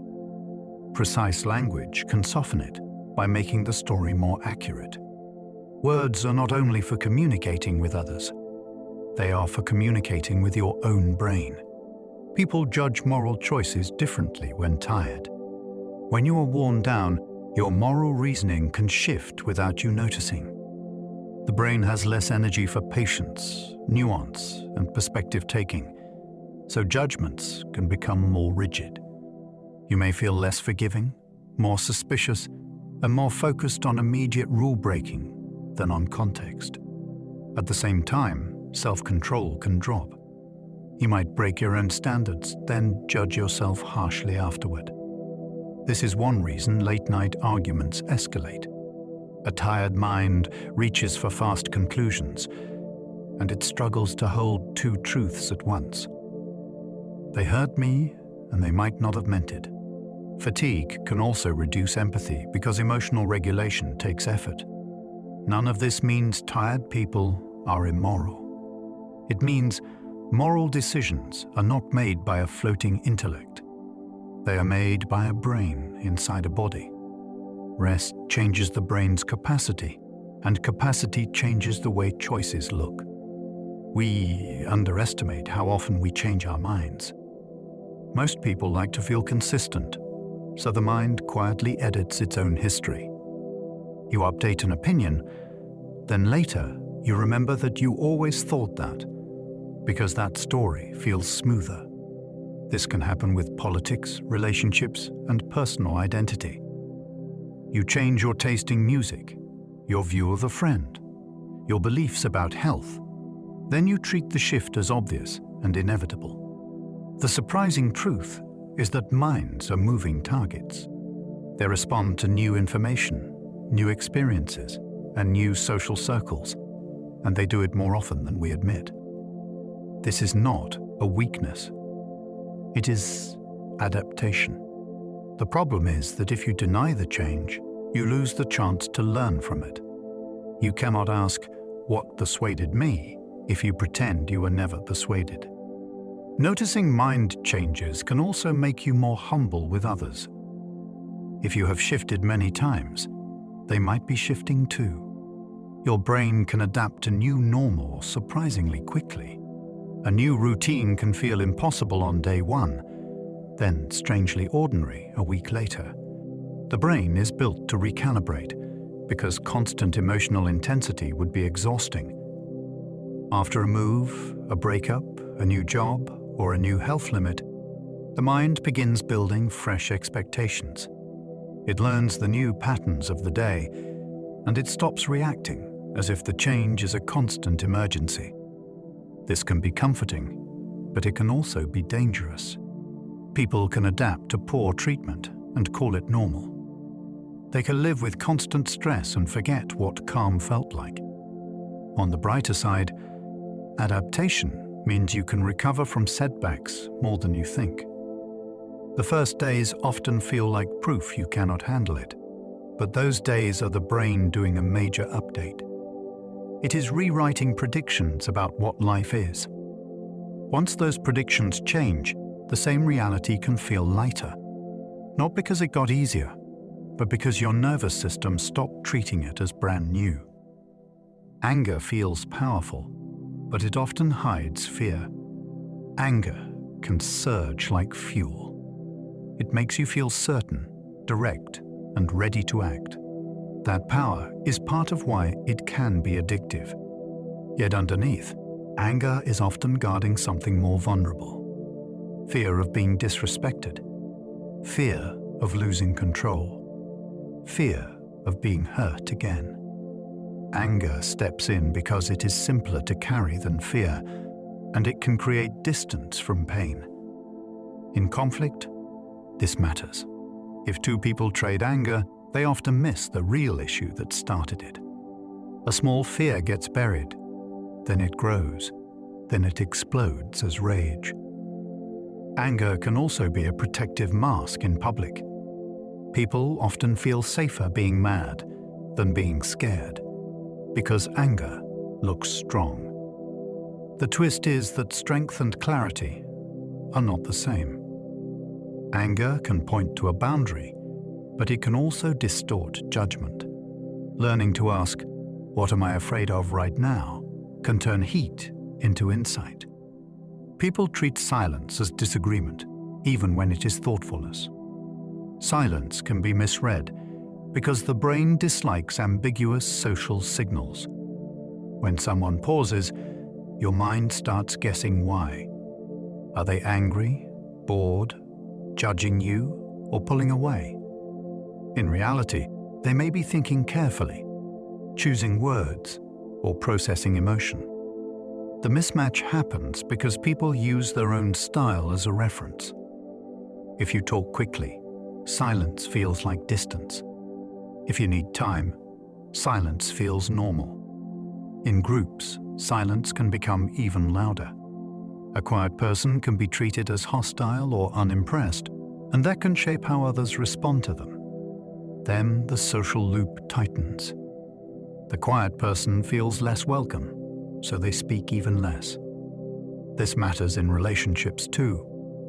Some people need pauses to avoid saying something careless, while their partner interprets the pause as rejection. A simple repair is to name the silence. I'm thinking, or I'm taking a moment. That tiny sentence can prevent a whole misunderstanding. The brain predicts what others will do, and it is often incorrect. Your social life depends on prediction. You constantly forecast how someone will react to a joke, a confession, or a request, and you adjust your behavior before the moment arrives.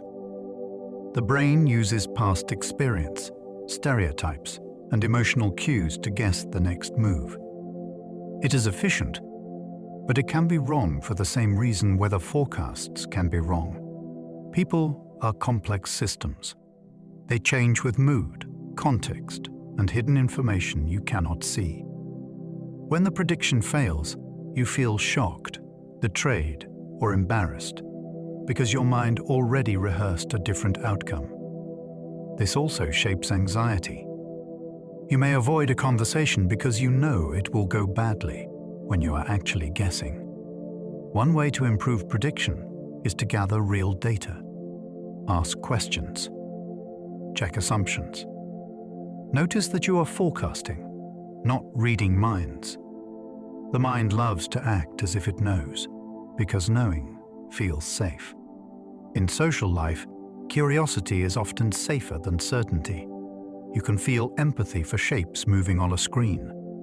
Give a few triangles and circles a simple motion pattern, and your mind will start building a drama. One shape chases, another hides, another bullies, and suddenly you feel concern or anger, as if the shapes had feelings. This happens because the brain is tuned for agency detection. It is always asking, is something alive, and what does it want? When motion looks purposeful, the mind assigns motives automatically. You do not decide to do it. It arrives as a story. That story can trigger real emotion, because emotion follows meaning. This is part of why animation can make you cry, even when you know the characters are drawings.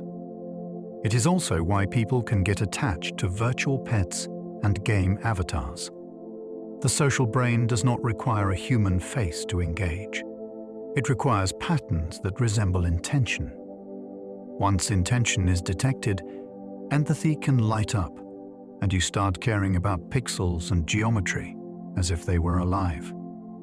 A single compliment can change someone's self-story for years. One sentence can land like a seed. You're good at explaining things. You make people feel safe. I trust you. If it arrives at the right moment, it can reshape what someone believes they are capable of. The mind is hungry for mirrors. It builds identity partly from how others respond, especially when the source feels credible. A compliment can become a reference point, something a person remembers during doubt. It can also redirect behavior. If you believe you are the creative one, you try more creative things. If you believe you are the steady one, you show up that way. The compliment becomes a quiet compass. This works because identity is not fixed. It is a story under construction, and social feedback supplies plot twists. The responsibility is real. Careless words can harm, but specific, truthful praise can open a door. You never know which sentence will become someone's long-term evidence. We judge ourselves by intentions, but judge others by actions. Inside your own head, you feel the reason behind what you do. You know the stress you carried, the good aim you had, the moment you meant to choose better. So when you make a mistake, your mind reaches for context. I didn't mean it, or I was trying. With other people, you do not get that private access. You see the outcome, and the outcome becomes the whole story. This mismatch creates endless friction. Two people can walk away from the same event with opposite verdicts because each person is grading a different thing. It also shapes forgiveness. You may excuse yourself quickly and condemn others quickly, without realizing the double standard. Psychology calls this the actor-observer difference, and it matters because it is fixable. A simple shift helps. When judging others, ask what intention could plausibly sit behind the action. When judging yourself, ask what your actions communicated, regardless of your aim. People are more honest when they feel anonymous. When your name and face are on the line, honesty can feel risky.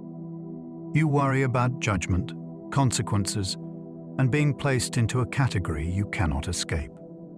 Anonymity removes some of that social pressure.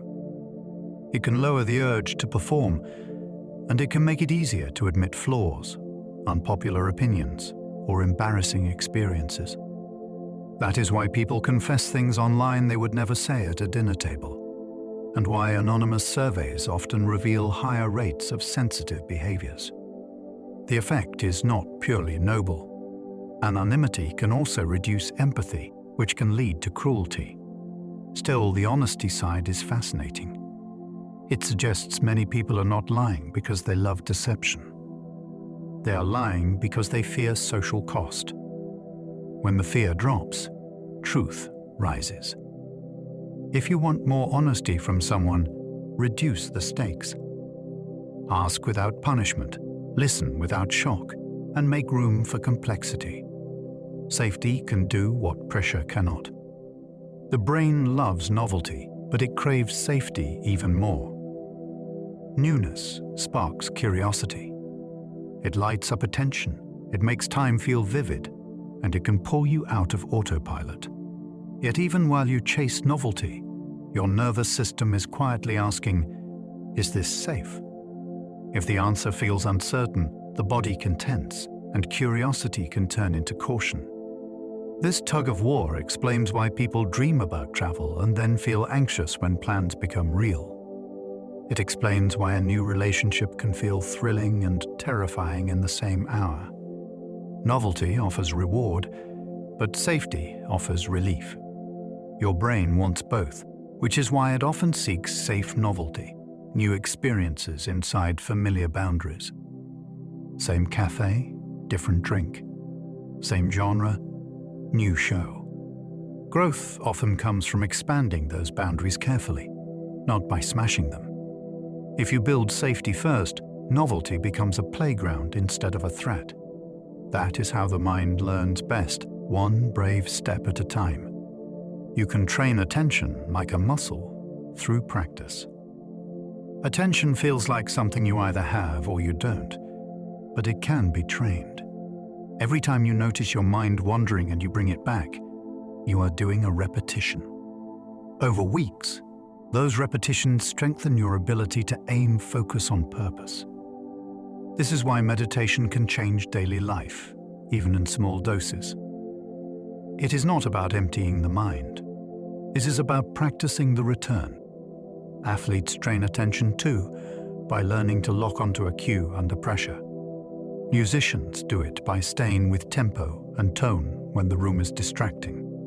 Even reading long-form work is an attention workout now, since the modern world is built to interrupt you. The fascinating part is that attention training can change how you experience emotion. If you can hold focus, you can notice a feeling rising without being carried away by it. You get a small gap, and in that gap, you can choose. That choice is where self-control is born. Rejection can make people seek belonging in dangerous groups. When someone feels pushed out, the brain goes searching for a door back into community. Belonging is a basic need, so the urge can become intense. A group that offers instant acceptance, clear identity, and simple rules can feel like rescue, even if the group is harmful. Extremist movements, violent gangs, and toxic online communities often understand this. They offer a story that explains your pain, and they offer a place where you are finally valued. Once inside, loyalty becomes the price of safety. The group may demand isolation from outsiders, which makes leaving harder. The frightening part is how human the pathway is. Many people are not recruited by ideology first. They are recruited by connection. This is why prevention often looks boring. Strong friendships, supportive mentors, and inclusive communities are protective factors that can stop the search before it begins. If you want to reduce radicalization, you do not only argue ideas, you also build places people want to belong. Stress can make time feel slower during intense moments. In a scary instant, time can stretch. A car swerves, a glass falls, a voice turns sharp, and suddenly the moment feels long enough to examine. This can happen because stress changes attention. Your brain focuses tightly, and it records more detail per second, so the memory later feels expanded. It is like filming at a higher frame rate. When you replay it, it seems slower because there is more information packed inside. Stress also pushes your body into action readiness, which can make each heartbeat feel loud and each second feel heavy. This distortion is not a flaw. It may have helped ancestors survive by giving the mind more usable detail during danger. The twist is that it can be misleading. You might believe an argument lasted forever when it was brief, or believe a person had plenty of time to react when they did not. Time is not only a clock. It is an experience shaped by state. When scared, you hear threats more clearly than neutral sounds. Fear tunes your hearing like a radio snapping to an emergency station. In a calm state, you can tolerate ambiguity in sound. A muffled word stays muffled. In fear, your brain starts scanning for danger cues, and certain sounds jump forward. A sudden laugh can sound like mockery. Footsteps can sound like pursuit. Even tone can be misread as hostile. This happens because threat detection is urgent, and the brain would rather create a false alarm than miss a real one. Your body joins in. Muscles tense, breathing shifts, and the whole system becomes primed to react. The result is that neutral sound can lose its neutrality. This matters in daily life. A stressed parent can hear disrespect in a child's voice. A nervous employee can hear anger in a boss's brief message. One useful practice is to notice the state first. If you feel fear rising, treat your interpretation of sound as a hypothesis, not a verdict. Calm changes what you hear. Your brain can confuse imagination with perception under stress. Under stress, the line between what is happening and what might happen can blur. Your mind starts simulating outcomes at high speed, and those simulations can feel vivid, almost sensory. You picture the accident, the humiliation, the rejection, and your body reacts as if it is already real. That reaction then becomes evidence that the threat is present. A tight chest feels like proof. A racing heart feels like confirmation. This loop can make people misread shadows as figures, or interpret a harmless sound as a sign of danger, especially in dark or uncertain settings. It can also create social errors. You imagine someone judging you, and you start acting defensive, which changes the interaction. The deeper point is that stress increases reliance on internal models. When the world is unclear, the brain fills the gaps with simulation. If you want clarity, reduce arousal first. Slow breathing, grounding, and checking the environment can help your senses regain the lead.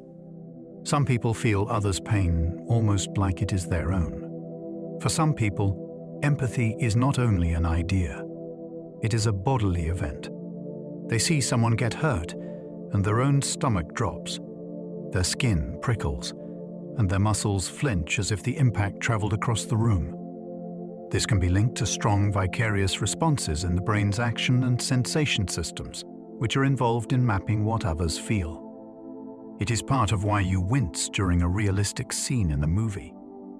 In highly empathic individuals, the response can be stronger and more frequent. This can be beautiful. It can make people deeply compassionate and quick to help. It can also be exhausting, since their nervous system spends more time reacting to the emotions of others. Many learn to manage it by setting boundaries, choosing environments carefully, and practicing compassion that does not require absorbing everything. The fascinating lesson is that your social brain is not separate from your body. Understanding others is partly a physical skill, and for some, it is turned up to maximum. Psychology proves your mind is powerful, but not always reliable. Your mind can build a world from partial data, turn belief into biology, and shape your choices before you feel them as choices. That is power. Yet the same system that makes you adaptable also makes you vulnerable to illusion, bias, and confident error. The brain is optimized for speed and survival, not for perfect accuracy. It uses shortcuts, it trusts stories, and it protects identity. Those features help you function, but they can also mislead you, especially under stress, in groups, or when information is incomplete. The value of psychology is that it gives you a map of these tendencies. Once you see the patterns, you can work with them. You can design better habits, ask better questions, and treat your first impressions as drafts instead of final judgments. The goal is not to distrust yourself. The goal is to understand yourself. A powerful tool becomes safer when you learn its limits, and that is what this whole journey has been about. As we come to the end of our journey tonight, you may notice your thoughts moving a little differently now, like a room after the lights have been dimmed. We wandered through the hidden habits of the mind, the shortcuts it takes, the stories it tells, and the quiet ways it shapes what feels real. We explored how memory bends, how emotion colors perception, and how belief can ripple through the body like weather passing through a landscape. Taken together, these ideas paint a picture of a mind that is not broken, not careless, but beautifully human. A mind that predicts, protects, adapts, and sometimes misleads, all in service of helping you move through a complex world. You are not a machine built for perfect accuracy. You are a living system shaped by connection, meaning, and experience. Now, there's nothing left to analyze, nothing left to hold on to. Let the thoughts settle where they land, like leaves drifting to the surface of still water. Allow your breathing to slow, your shoulders to soften, and your awareness to gently widen, then fade. If any ideas linger, let them float by without effort.